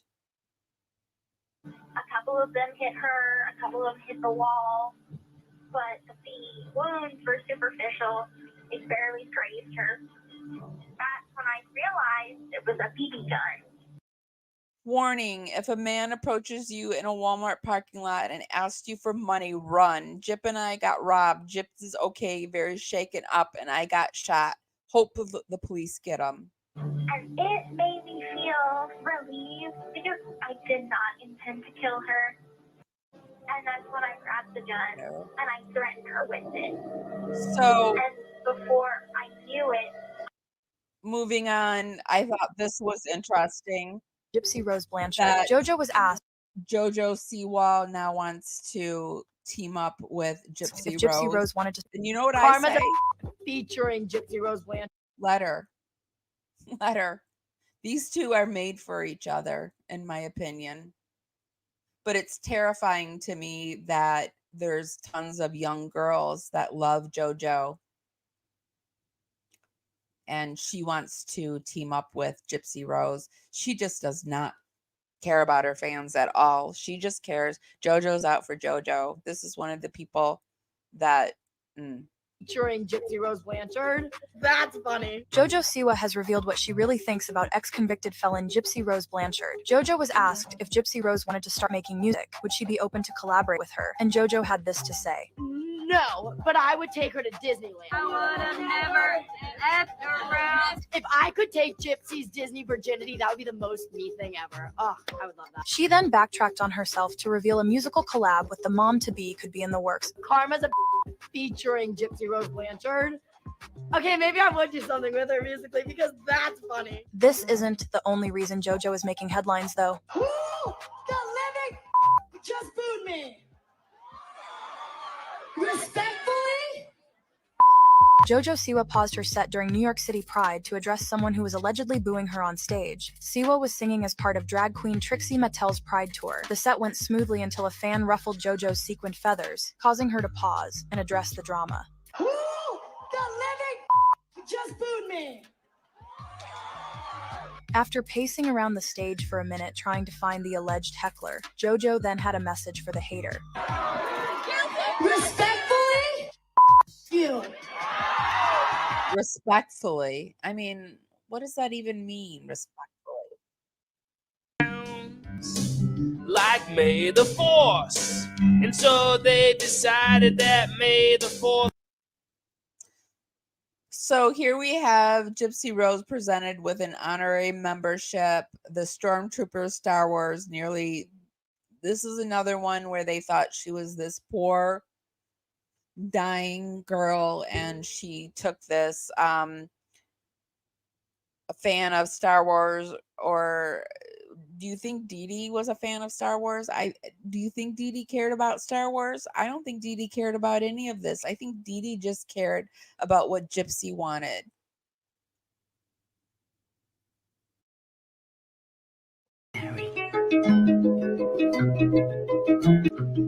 made me laugh so hard. She was a fairy. And this is Dan, the real Dan, the new Dan at VisionCon 2009. She was a fairy.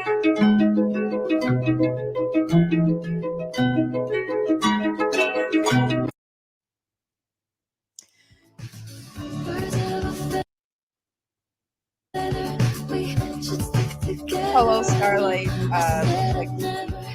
Played with a few things, Gypsy and Ken.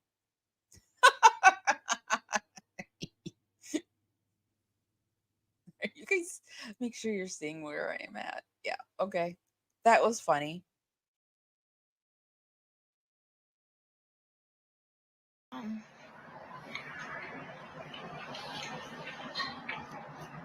Stuck out of bed while Ryan was still asleep. So I came out on the patio.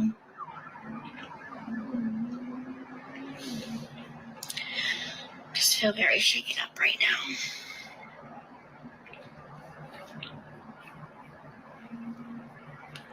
I can't even stand the way she smokes. I want to shove the cigarette right up into her face.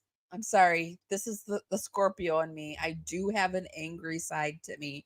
And when somebody irritates me, I'm a human. I just want to take my palm of my hand and just shove it right into her face. But that's illegal.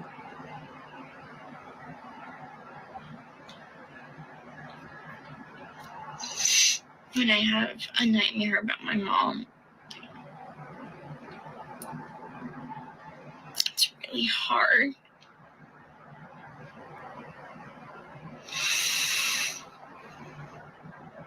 And I just can't go back to sleep yet.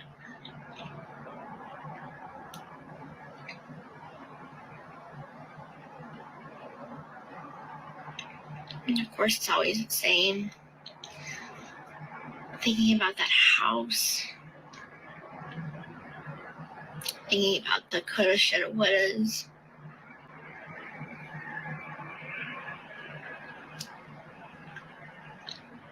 It's not easy to live with, guys.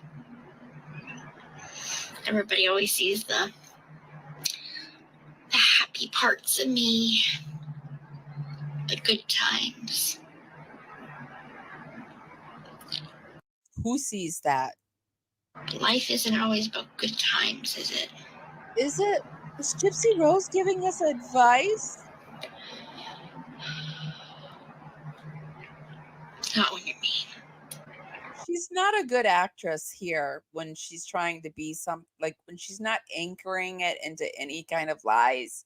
She's a really bad actress. That's what a bug over on TikTok.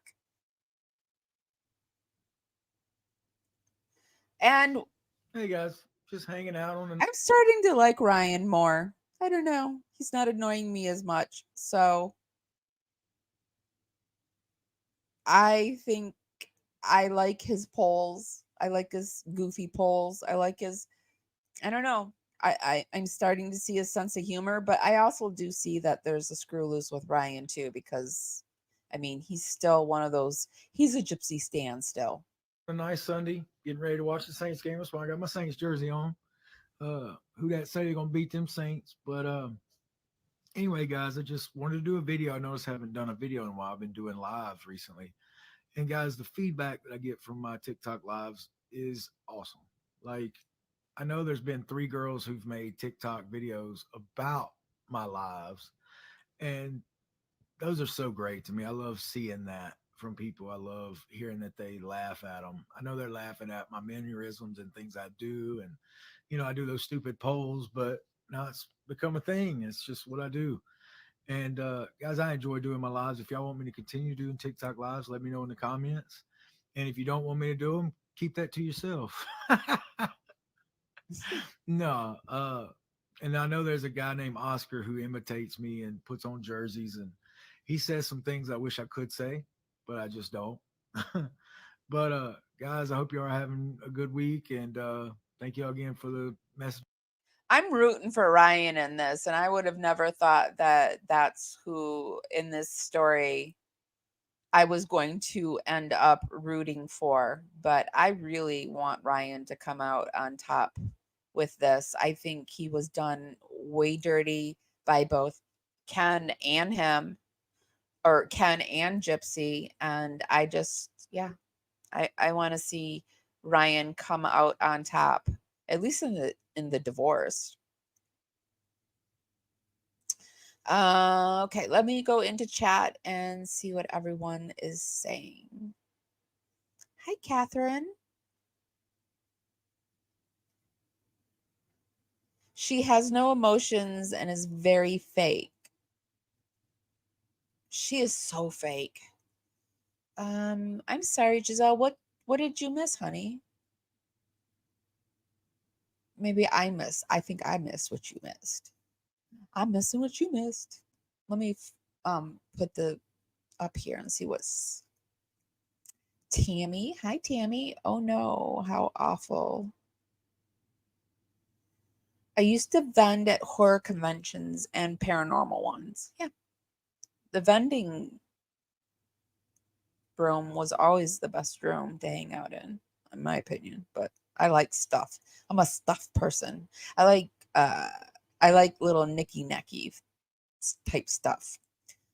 Positive and negative everywhere you go. Yeah, that is so true. Where do you think Gypsy first learned about BDSM? Maybe 50 Shades of Grey book.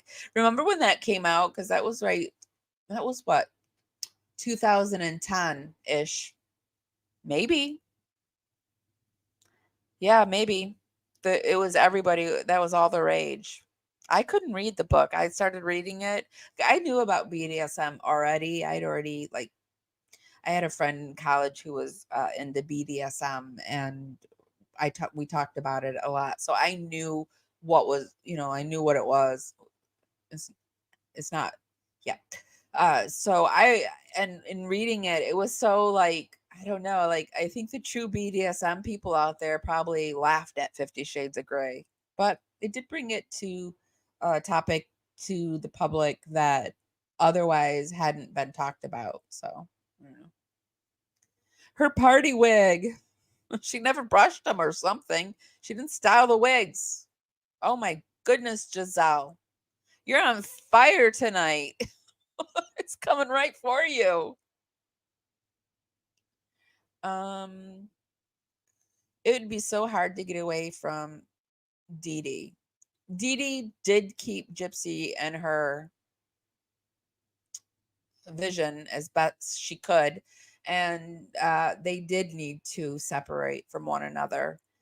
And yeah, DeeDee's mom probably actually created DeeDee to be somebody who did the same to her daughter, where, like,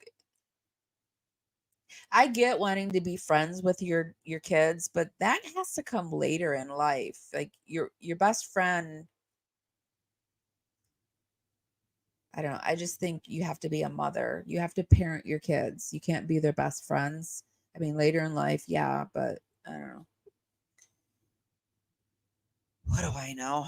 I've got real mom issues anyway. My mom, yeah.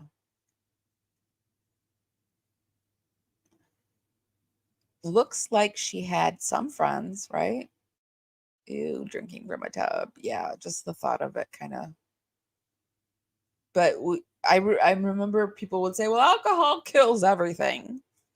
It'll kill the germs. It'll be fine.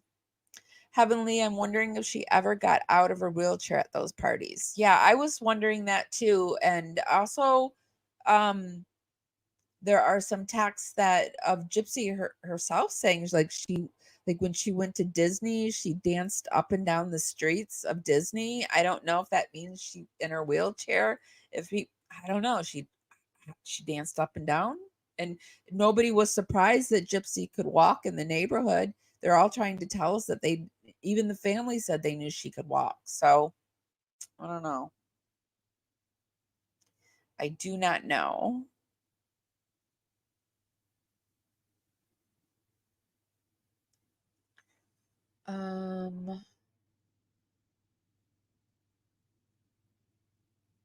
Ryan thinks a lot about him too. Colors coming out. He doesn't understand why everyone talks about Gypsy. Give me a break. I don't understand why everybody talks about Gypsy. I'm with you, Ryan. I don't like it. I was called a hater because I didn't like it. Well, if not liking something means you're a hater, then I am a hater of Gypsy Rose because I do not like her. Okay, guys, I think this is all I have for tonight. Let me just run my mouse over the top and make sure I hit everything.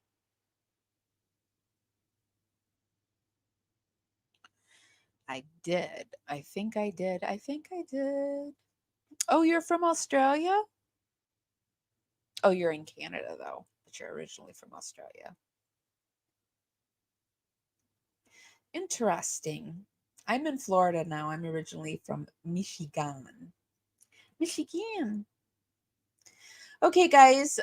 So what are you guys thinking? Are you feeling differently about DeeDee, or did you always feel this way about DeeDee? Did you always know that she was probably a pretty decent person? Just created a monster. I mean, yeah, she was abusive. Like, I think Becca Scoop says in her one video, like, not parenting your child is abusive, or giving them everything they want. It's abusive. It doesn't create a well-balanced human being. And in the end, it was detrimental to DeeDee because DeeDee's no longer here. And now Gypsy, who has 9 million followers, is the person who is trying to control the narrative. It's like a never-ending battle, I feel like. Do you guys think that she's going to be causing discord between creators? Like, something's going to happen this week, you guys. Mercury is still retrograde, and Becca Scoops just scooped Gypsy Rose, so something must be done. What will it be? Will it come out tonight? Will it come out tomorrow? I am the guessing psychic, and I predict this week something will happen. Okay, so I'm going to go. Thank you, everyone, for being here. I think she was way more decent than what is out there. I think she did things more for money and scam. I think she did it to, well, I think it, in the Becca Scoops video, it showed that, you know, DeeDee had her own issues. DeeDee was not perfect. But damn, it's not worth being like, yeah. If you get unalived for doing what DeeDee did, then half of the world probably should be unalived if we're going by those standards, right? Ugh. And I'm not telling anyone to go unalive anyone or anything like that. Please, I'm not inciting hate towards anybody's family. I think that's what all our the creators, we're worried. We don't want to see our younger generation think that this is okay. That's one of the worries too that I worry about.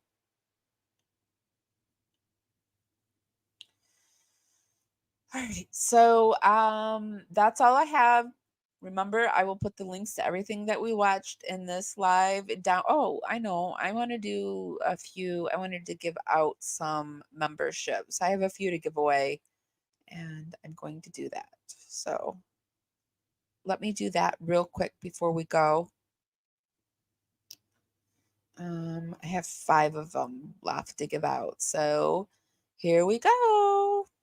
Congratulations to whoever gets them.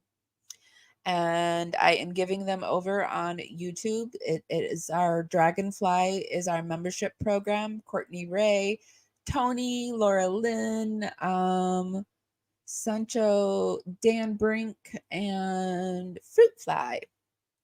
Welcome to the Dragonflies. I release all the videos early to the dragonflies. We do shout outs and other stuff, various other stuff. It's just another way to support me, and YouTube gives out 10 free memberships a month that we're able to give out. And so I just gave out 5, and welcome. Okay, guys, I'm going to go. Yes, congratulations, girls and boys.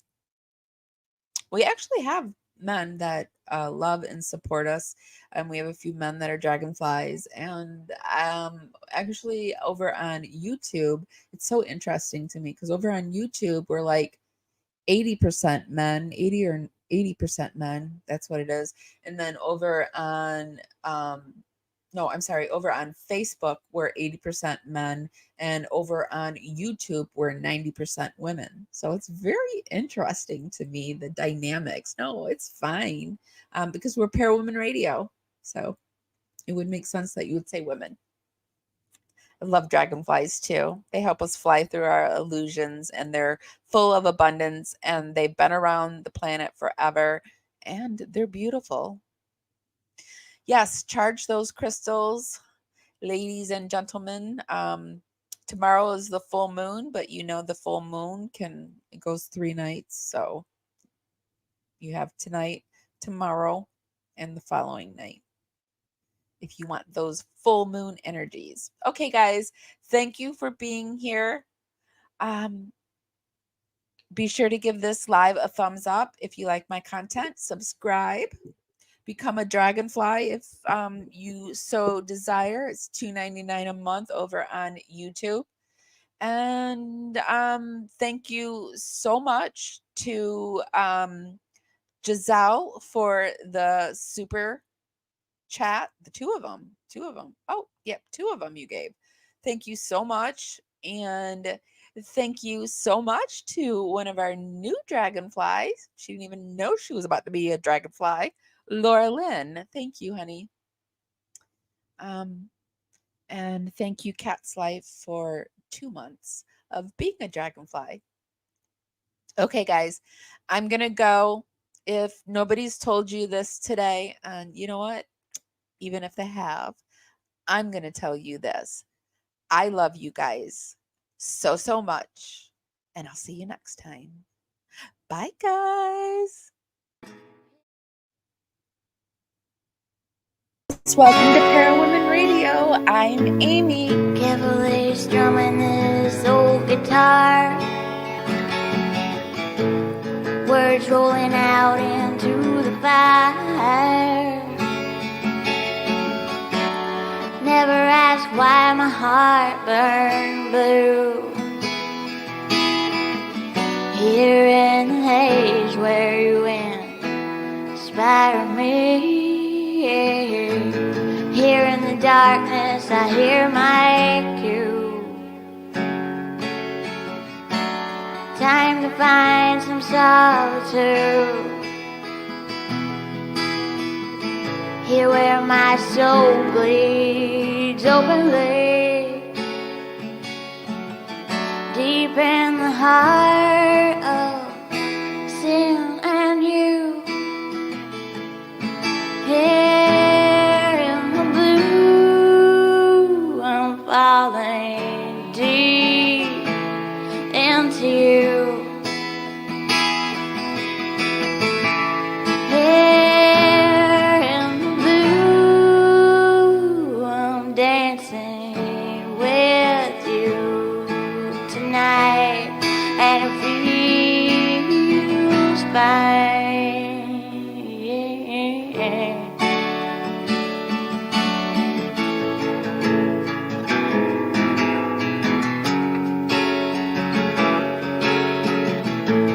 Carefully strumming this old guitar again, words rolling out into our fire. If heaven had wings, out to you then, and fly away with you for a while.